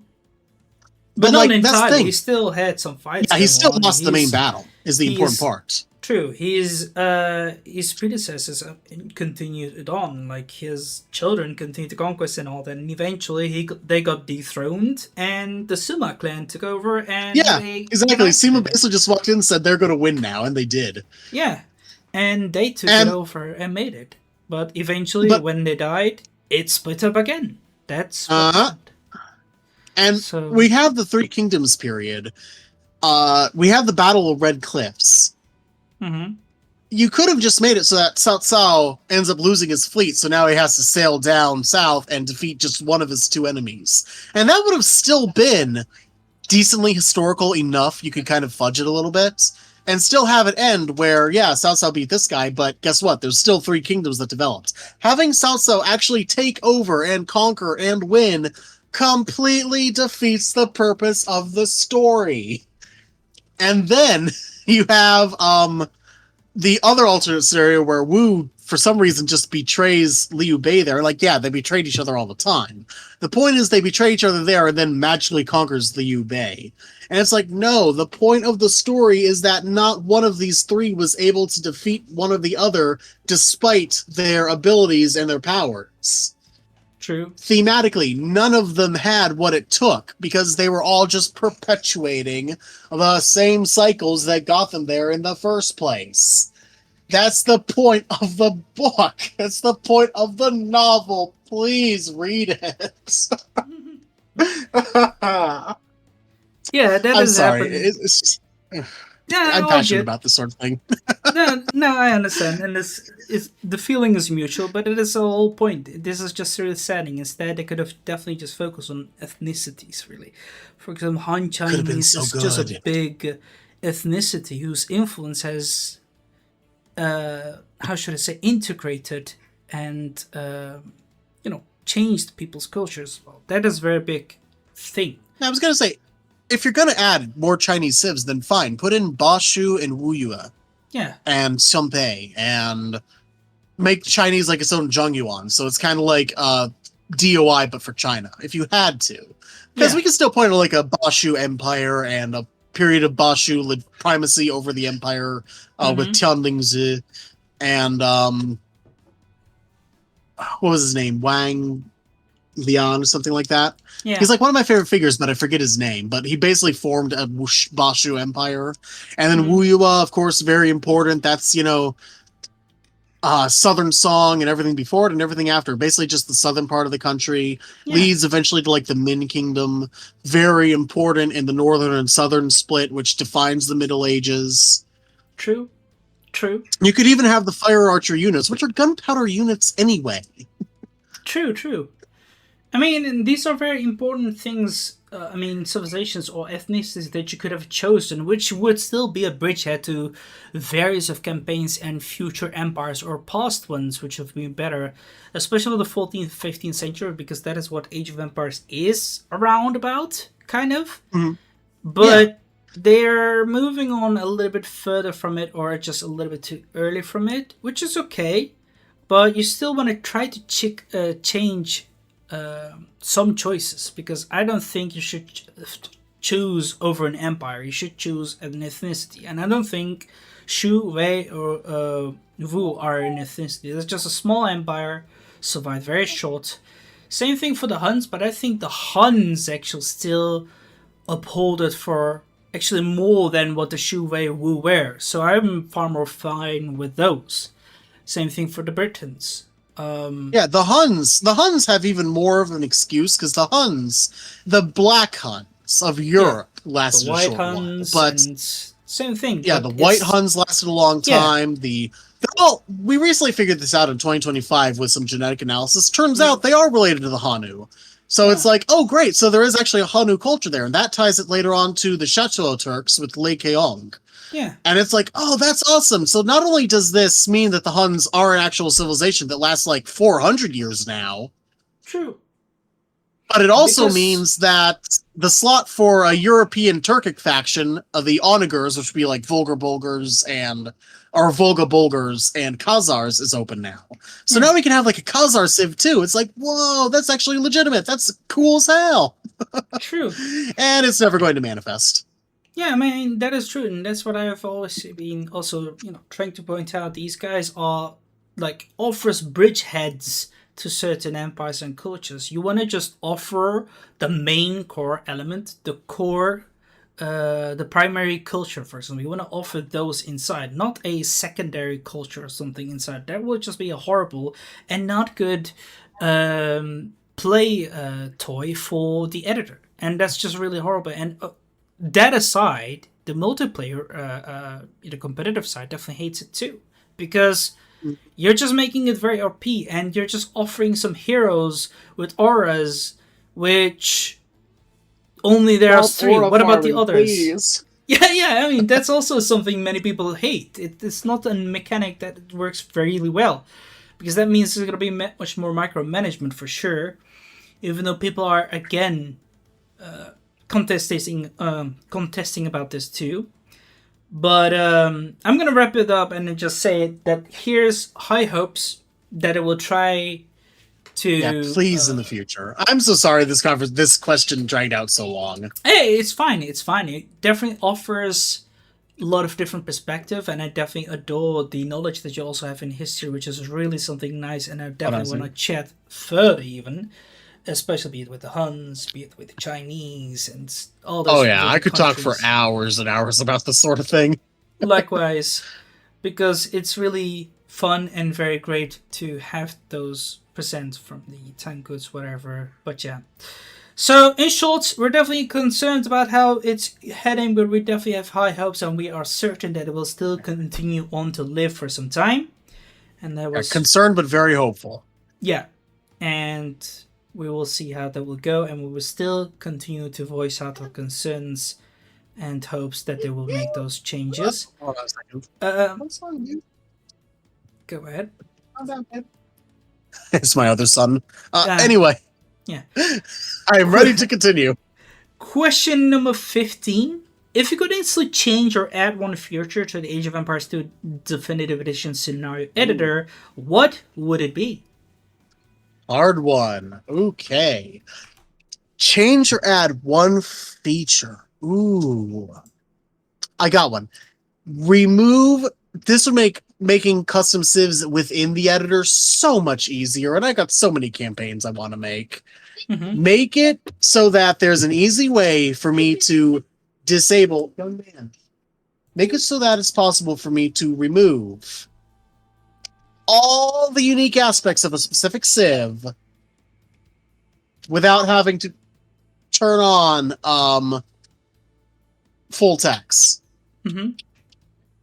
If there was a way for me to, like, again, with my Thracians that I've turned into tangos, for me to turn on a button that disables all of their abilities, all of their boni, all of their text, all of their units, keeps their main, like, framework, though, and allows me to just build off of that without having to turn on full text. It would take out so much of the busy work. Mm-hmm. True. Because, like, I gotta cut this tech, I gotta modify this tech, I have to find some way to work around this unique ability or that unique ability. True. Hopefully they will add that little change over here to help it so they can modify and make it easier for, again, the creators to make actually custom civilizations. Because I know, aside from you, there are quite a lot of people who do also make some custom scenarios. For example, I remember the campaign of Tomislav, which actually also represents a custom civilization called the Croatians, which kind of like another civ that could have been added long time ago. But yeah, it will definitely help and offer some nice. Yeah, there's change. one I'd like to make that's kind of like Age of Empires 1 era and Age of Empires 1 style, but I'd have to use Age of Empires 2 civs to do it, because they're the only ones with a South America build set. And what I would do is, what it would be a Nordichico civ. Okay. And it's like, how in the world do I make a campaign about Nordichico and use these civs to do it when I have to deal with all these different boni? Because none of these boni really work for a civ that functioned like 5,000-6,000 years ago, never fought wars, and was mostly big on clout and fishing and cloth. I mean, you could always. It's really hard to shove that into an Inca framework. I think you can still manage it because there has been some campaigns, again, even with your Phoenician campaign, not all of those missions inside there have been made to, build and destroy. Some of them has been built, let's just peacefully, wonder victory, capture the points kind of stuff, or escort things, which is fine. Right. These kind of missions can happen. The question is, you just kind of need a good workable civ for it first, and that's the hurdle. Oh, true. In fact, that's the other thing that would be really, really, really excellent. Please, devs, I am on my hands and knees begging. Please put the Age of Empires 1 objects, units, and whatnot into Age of Empires 2, and vice versa, and please fix the graphics and stuff. Because Roar only has, Rise of Rome only has graphics up to about Dynasties of India, and nothing after that. Damn. And vice versa, Age of Empires 2 has none of the Age of Empires 1 goodies in it, aside from like a couple scenario editor objects. And it's like, please, I am begging you guys. I am on my hands and knees. That will be very great for you to have a blessing. So this, no, I mean, hopefully it will be very good to have those sources over there to chemistry around. But yeah, I can't bless that. I mean, hopefully this will be voiced out even more often in hopes to have the creators do that. Fingers crossed. Hopefully. I got my fingers crossed for you too, but who knows. Again, lately, like I said before, all the DLCs are currently more favored to the editors than the other side, or balanced, but who knows, maybe they will. Question hopefully they keep ahead. focused on the editors. Keep focused on the editors and give us that thing, please, I beg. But you go ahead. I mean, I won't. I'm a little bit against it, not entirely, but yeah, we'll see. I just mean, like, give us like the graphics and stuff so we can use them. True. I'm not I saying think put the civs in, just give us the graphics. true. I think then you might like actually to have an option to actually edit units and civilizations. Like I said, not just have a civilization entirely wiped out so that you can just fix it yourself entirely, but also some adjustment option, for example, because some of the creators who have previously interviewed also mentioned that this would have been an interesting option too. That So would be awesome. yeah. All right. It reminds me Well, of like go ahead. um totally accurate battle simulator almost, where you just like create your own unit and stuff. That would be cool. True. True, I agree with that. Um, Moving on to the next question, number 16. Are you actually currently working on any custom campaign or scenario, and are you willing to share some juicy information about it, or would you rather keep it to yourself for now as you keep on cooking? Oh golly, I'm working on one right this second. Care to So go ahead? we were going on about Three Kingdoms, and this is actually what originally inspired this, which is a pack of historical battles that takes the medievalized civs and puts them in, duh, the Middle Ages. Mm-hmm. So I've already got the Battle of Sanha Slope, which is 395. That's for the Sionpei, the way. Um, I have the Battle of Chengdu, which wasn't like a battle, but was a historical event. That's 880. That's for the Bashu, the shoe. Mm-hmm. I re-added Langshan Jiang from FE and made it so that's actually Langshan Jiang, and now that's separate from Lake Poyang. And that's going to be 919. And the one I'm currently working on is Yinzhou, and that's 985, and that is the Tangut War of Independence. Juicy details to share. You get married in this one. Really? Yeah. What was his name? 1 second. What am I doing searching it up? I literally have it on the triggers somewhere. Jiqian, Li Jiqian. Yeah, you get to play as Li Jiqian and you get to be married. So that's Damn. sweet. All right. Oh, that sounds fun.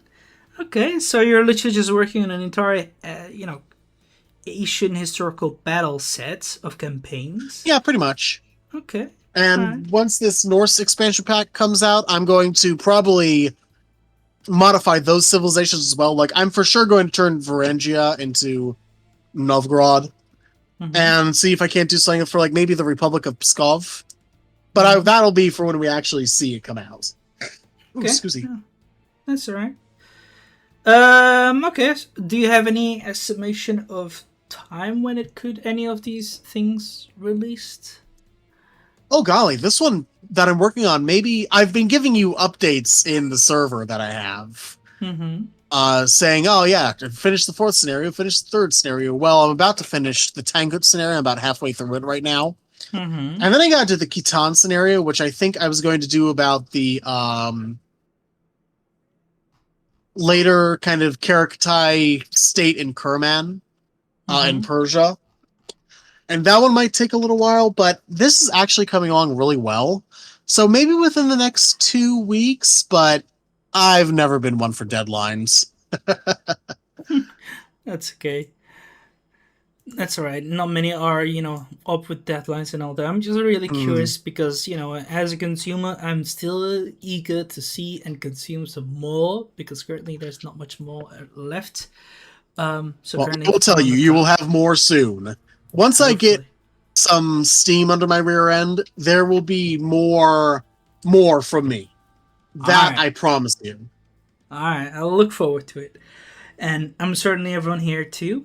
Moving on to the next question: is there something you would like to say to the community yourself if you had the chance? Something to say to the community myself. Yeah. Thanks for having me. All right. I'm certainly appreciate you. Especially when we look at the downloads, like I said before, how much of those your campaign has been downloaded with the Pride of Nations campaign, nearly 600 for the European side, and Yeah. Chinese community has more than 600. So that's really, really a lot.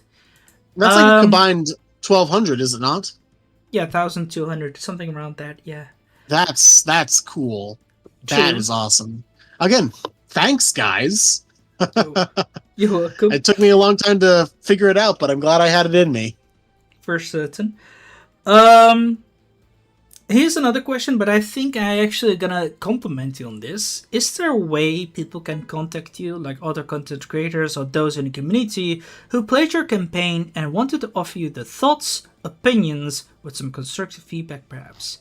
Because I personally, it's something I've always said, struggle to reach out to you guys. Because aside from pressing the more info button, head to the forums, and where we can only leave a review, you want to actually just reach out for other things. You want to offer perhaps tips or tricks, or even invite to an interview, or ask some maybe behind scenes questions. But there's no way to contact, no email, no Discord, no Steam, nor nothing, right? And that is where it struggles. Well, I struggles. That's why this question. But I think you've touched it right, because your Discord is written there, and that is Well, definitely thank you. something I can appreciate. I want to compliment you. So I think people can definitely contact you through Discord, I assume. Oh yeah. Mm-hmm. I try to make myself as available as often as I can. So like on literally my Discord, you'll see just reach out to me. My DMs are always open. And I mean that. I'm here for people to talk to. I like talking to other people. Please come and we shall speak. Um I like talking about these sorts of things. I enjoy it. I find it enriching. I find it fun. Mm-hmm. I like being open, available, reachable, and basically open, available, reachable all hours of the day. Um, Doing this, even more so. My advice to anyone, if they want to talk to me, is this: don't be afraid, man. I don't bite. I'm very friendly. Yeah, I'm certain of it, and you are, from so far what we have been speaking to, and also by all means, I highly encourage everyone to do the same. Moving on to the next question. If someone considered playing one custom campaign or scenario in Age of Empires 2 Definitive Edition, which one should it be and why? So let's say someone just got into Age of Empires, he finished all the classics and all that, and he comes to you and asks, "Hey, Sully, which one should I play?" So I think you could still get this one on the workshop. It's part of V&V, but if there is one out of all of them that you absolutely positively should try, it would have to be probably Harold Fairhair or Finehair. Mm-hmm. I forget which one he uses. Because that one is like one of those scenarios that kind of shows you the breadth and the width of just, whoa, that's all that you could do with it. Again, on the technical level, I don't really care for it, because Philadelphia scenarios take like 15 hours to beat. But, or I should say, like the gameplay level, I don't really care for it, because again, it takes like 15 hours to beat. But if you want to see just what can be done, if you really want an experience that lets you sit there and go like, whoa, that was actually pretty awesome. That was intense. I didn't know you could do that with this game. I would say start with something like Fair Hair, Fine Hair, whatever he called it. Yeah, he's called it fine here. It's definitely something you should try for sure. It's a really See, great I one. always call him Harold Fairhair, so it's like, if you want. Yeah, true. I have a copy of the Heimskringla over here. Ah. And let me see. Yeah, I was actually going to do a Norse campaign at some point. I was thinking maybe Olaf Haraldsson. Mm-hmm. That's a But good idea. then, oh yeah, right. The Saga of Olaf Haraldsson, King Olaf. It's the longest part of the Heimskringla. But I True. eventually decided against it because we're about to get a massive freaking saga about Harold Hardrada in the actual game. Yeah. But let's see.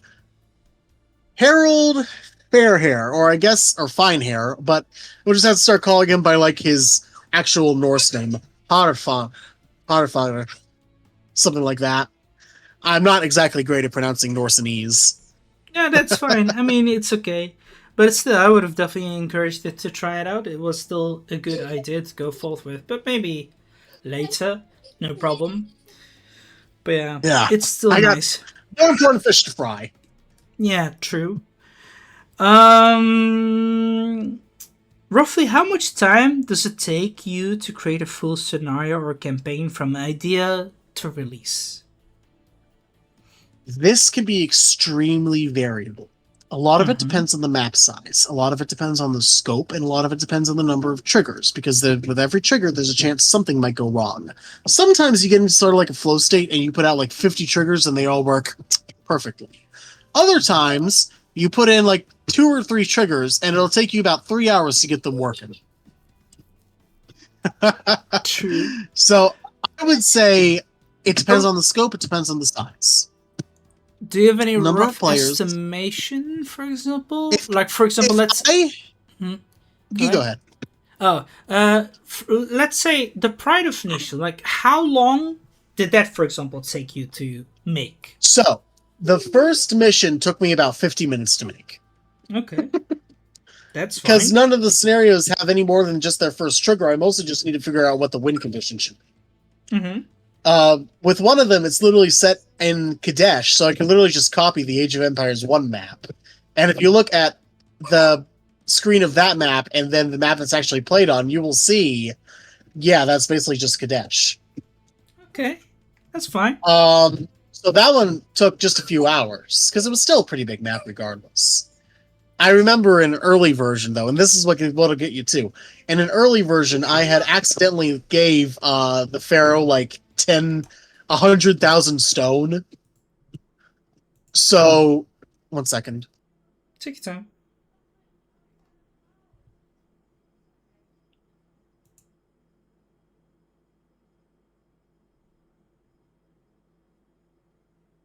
As I was saying, um, like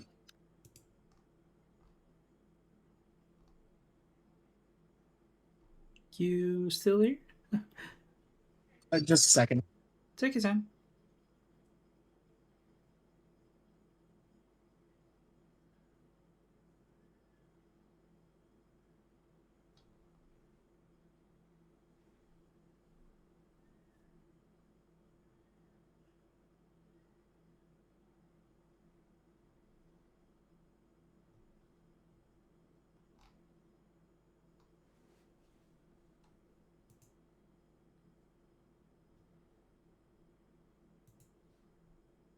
All right.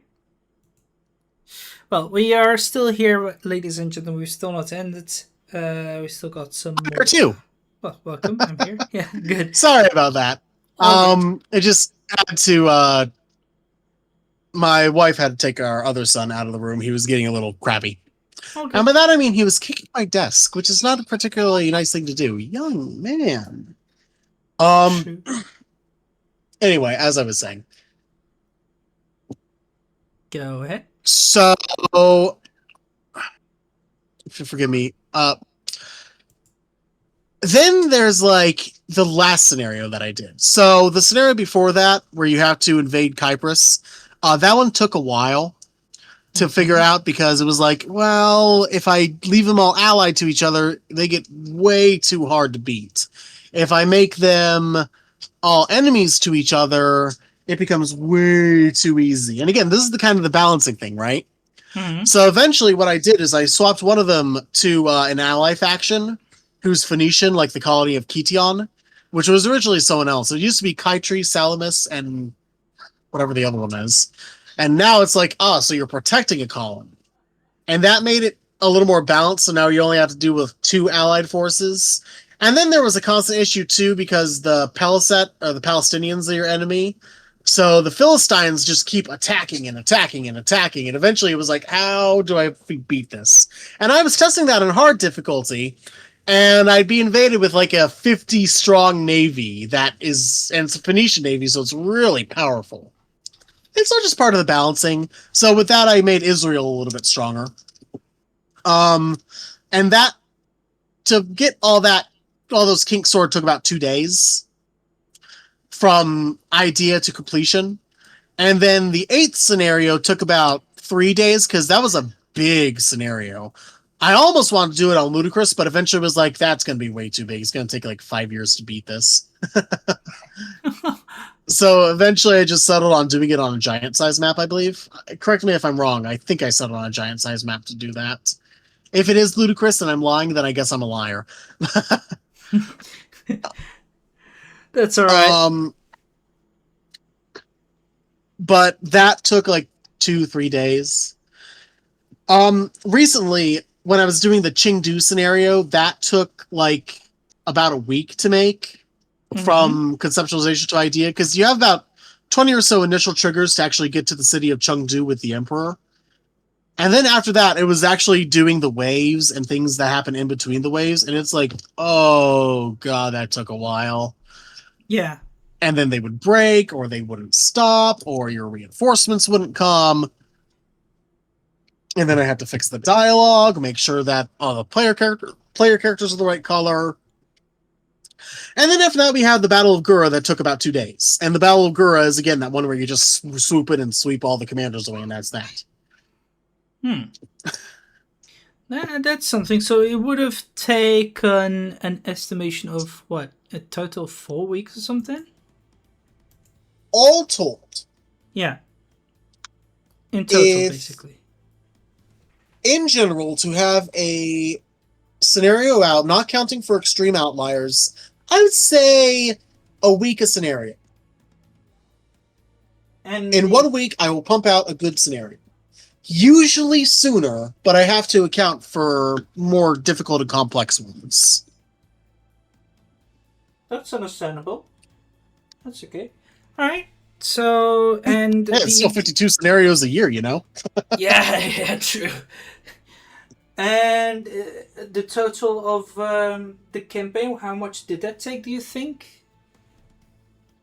To get Pride of the Phoenicians from conceptualization to completion, also accounting for writing, probably took a grand total of about 2 weeks-ish.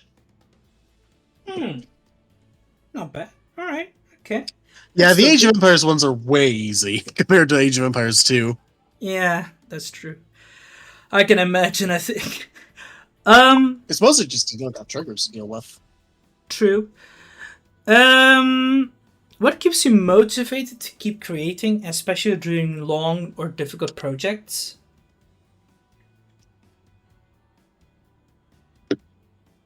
I think of a story I want to tell. I think of a historical figure that's really cool. It didn't have to be like the coolest thing ever, but it has to be something, a flashpoint, something that catches my attention. Something that's like, whoa, so this guy really changed the world, or wow, this group really changed the world. One scenario, one campaign that I made but hadn't yet released, and I probably will in the future once I give it some fine combing, was just dedicated to the foundational battles that led to the foundation of the various Iki of Japan. So that's the Jizamurai Rebellion, the Koka Iki, that's, playing the Koka Township, and that's, the ninjas and their relationship with other Iki. So Yamashiro Iki, Koka Iki, and then finally, the prototype version of the Iku Iki and the Kingdom of the Peasants. And it's like, that's so cool. That's a sequence of 3 things that happened basically in the span of 4 or so years that led to a complete restructuring of Japanese structure in the central part of the country, as all these different little tiny, almost city-state factions started breaking away from the government and the shogunates. How cool is that? And I think, man, that is just so awesome. I'll just listen to that, focus on that, think of a cool theme. In this case, you never advance past the feudal age in them, but you have ways around that. And I just kind of focus on, what if we took that, build off of that, develop a scenario on that, and then once I get that idea, once I'm hooked in and locked into that idea that I want to pursue and that story I want to tell, all I do is I then open up Windows Media Player, because I'm a classic, Windows Media Player, let my music play, and just fall into the flow states. How do I stay motivated? Just let it carry me away. Because there are stories I want to tell. There are people I want you to know about. There are events you have to hear.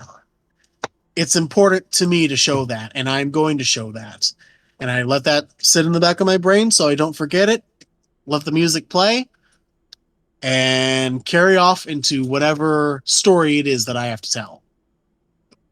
Oh, I'm looking forward to it. I like the sound of it. How you're dealing with this entirely, for sure. All right. Have you ever knowingly bent or ignored history to make a scenario more fun? Where do you draw that line? Oh, see, this is the historical authenticity thing I was talking about. So, Mm-hmm. realistically, you have to bend history a little bit. I think time is one place where it's okay to bend history a fair bit. Especially when you got scenarios that cover like 20 or so years, like this Yinjo one that I'm working on. I think it's okay to make it kind of put the power in the hands of the player to do stuff a little bit earlier or a little bit later. I typically want the characters who historically died in these things to actually die. And I want the people who historically lost in these to actually lose. Because I think that's important. You need to know what happens. Mm-hmm. How you get to what happened, it's okay if your math is a little different.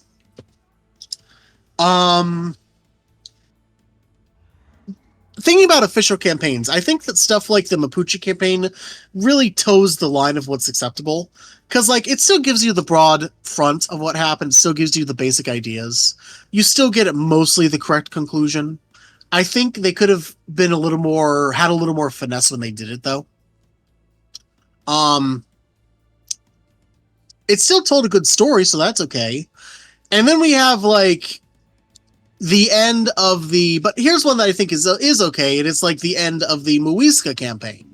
Mm-hmm. So, the end of the Muisca campaign, you kind of have this fantasy scenario where Pacanchique ends up taking El Dorado, and a Muisca kingdom persists. And it's like, historically... Well, Muisca kingdoms did persist for about 3 years, and then the Spanish wiped them all out, completing their conquest of Colombia. Well, that part of Colombia. But I think, well, El Dorado was never found. I mean, El Dorado was never found, so maybe it's just part of a Muisca kingdom that never did get found. And it's like, when it comes to that, I think it's actually okay to bend history a little bit, because it does tell a pretty good story. Yeah. And to bring that to my own stuff, right? I've made it so that, for example, in Pride of the Phoenicians, there's slight things I'm stretching. Like, was there a big battle fought at Kadesh specifically? Probably not. It probably was not a massive Egyptian invasion, but there was Egyptian battling with the Canaanite Confederation that had developed. That is very much true. And that confederation did lead to Pharaoh Tutmosis, eventually, or Amenhotep, eventually losing that area, and then Tutmosis did eventually take it back, right? Mm-hmm. And so I think that's an okay stretching of history to kind of abstractify something that did happen and make it a little more potent than it was, so that you get the idea that there was a clash of forces here, and there was conflict, and it was violence. And that's kind of what you have to take away, I would say, as a player, as someone watching the story. It kind of gets you invested in the stakes of what's happening. So when it comes to that end, I'm actually okay with bending history a little bit. Not a ton. You still need to know what happened, and it still needs to be mostly true to life. But, life can go many different ways, can it? True. That's for sure. But I like it. I like the way that you've been describing how you've been handling this situation, especially with the Pride of Venetians at the battles. Yeah. I appreciate that. What was the single hardest thing for you to learn in the scenario editor? All right, this goes for not just Age of Empires 2, but for kind of all of them. The hardest thing to learn really is just the triggers themselves. And you might say, oh, well, that can't be so hard. It's like, no, some of the triggers are not so hard. Mm-hmm. Some of these make you want to pull your teeth out. Mm-hmm. And there's a whole ecosystem behind them. And, young man, 1 second. Take your time.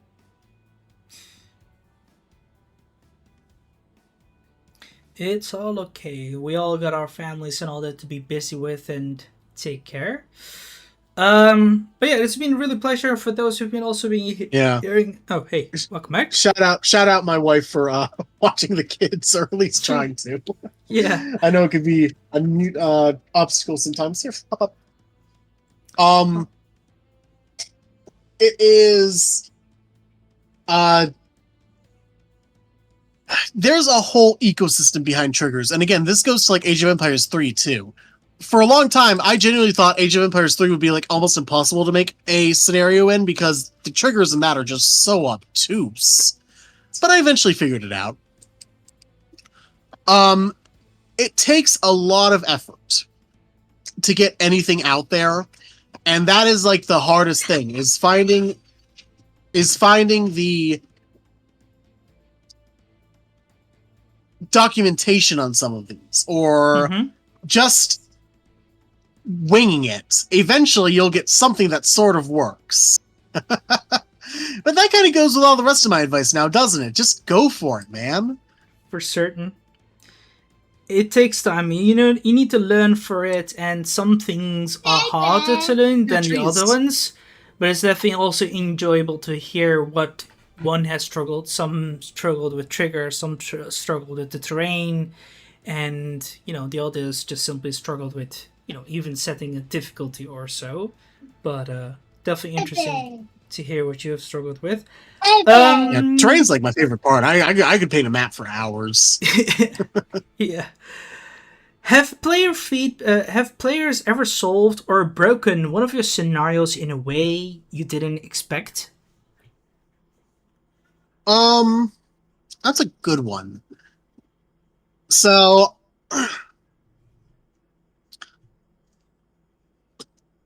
I should say the jury's still out on that one to see the extent it will go to. Because I kind of built some parts of the scenario to be breakable, if that makes sense. Mm-hmm.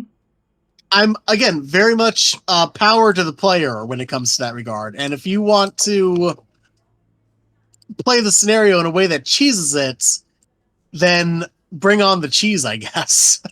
Yeah. I would say it has happened, or perhaps will happen, because my scenarios are still pretty new, so who knows. I would say I myself have broken a couple of my scenarios a couple times. Can happen. Yeah, this is baby food. Let me think. One instance where I actually broke one of my scenarios. I figured out that, for example, there was a way to basically beat the entirety of one of the Pride of the Phoenicians camp scenarios.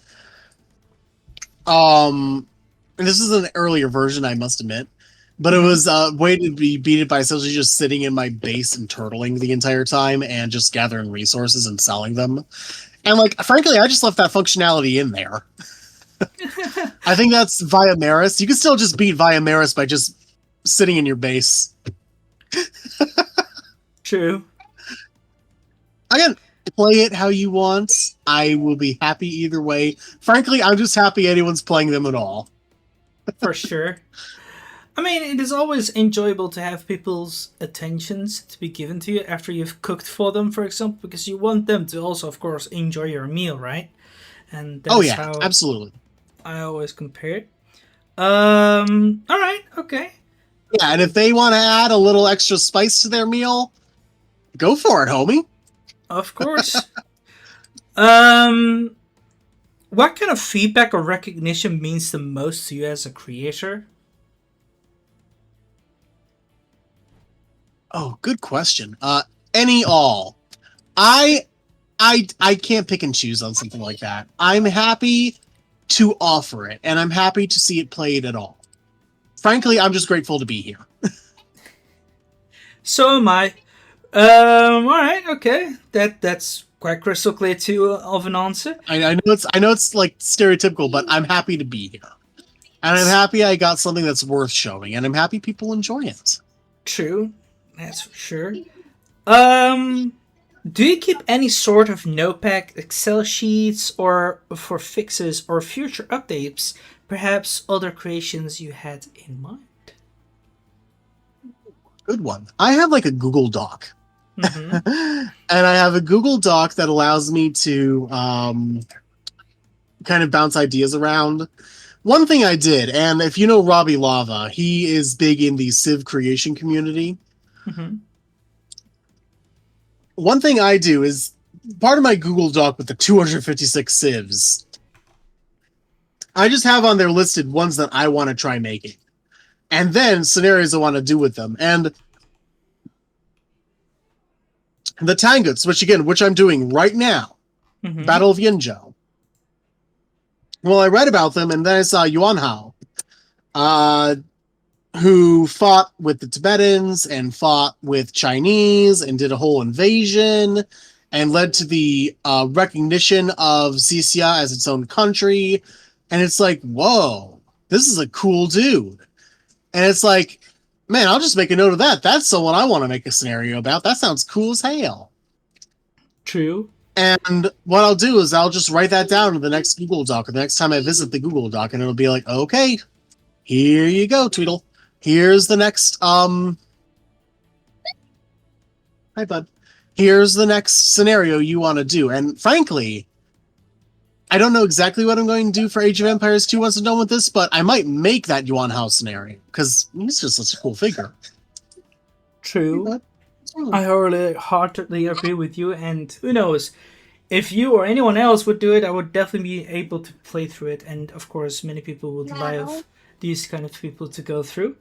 But alright. This is actually even the last question, but this question also is being brought up by me and Christophers, especially Christophers, when we were playing and chatting a little bit, and I asked like, "Hey, how do you keep everything on track?" And he was like, "Yeah, I just keep my own Excel sheet. The other people do a notepad. The other people keep a Discord server separate. I got Google Docs. Yeah, but that's also another way to keep track of things, especially if there's something broken that you need to repair or something that you want to keep track with. But that's lovely dedication and organized work, like a perfectionist. But that concludes the last question asked. Do you have any questions for me, perhaps, before we wrap this up? Okay. I might have a question for you. Mm-hmm. Go ahead. How's your day been?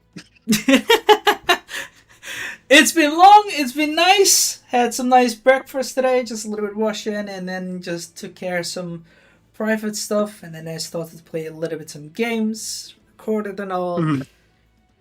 And good. Yeah. I'm very glad that you have had a good day today.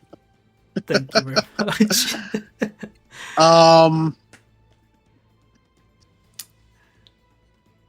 Well, that's really all there is to say on that front, I think. All right. No, Keep having a good day, man. Well, thank you very much. It's again been a pleasure. We had more than 2 hours and 15 minutes passionate talk about this from your experiences, your points of views, and your future projects as well. Thank you for sharing it. Thank you for your time overall and being here. It was an honor as an artist. This is just the beginning. It took me a long time to get here. Mm-hmm. Now that I'm here, I don't want to let it go. If I could do this right, what could I do right next? If I could make more scenarios, and that ties into all the other stuff I got to do, because it's not just scenarios. There's other stories I have to tell, and it's just the beginning for me. By all means, feel free to share them with us and especially let me know. I'm definitely eager to hear it. And get him on the mods workshop within AoE as soon as possible. And yeah, that's all I said. So if there's nothing else to add, we'll be doing the outro and leaving now. Yeah, I've talked your ear off enough. All right. I free you. Yeah, likewise. Anyway, everyone on YouTube, this is it. By all means, check out Soully's work over here with the Pride of Venetians and check out his Discord server. And for those who enjoyed this, feel free to give it a like button and subscribe to the channel if you're new and wish to support it. Do you want to recommend something or record a game together? That is possible as well. Just write it down in the comments box below or join the Discord server so we can have a chit chat about it. And until then, we'll see you all later.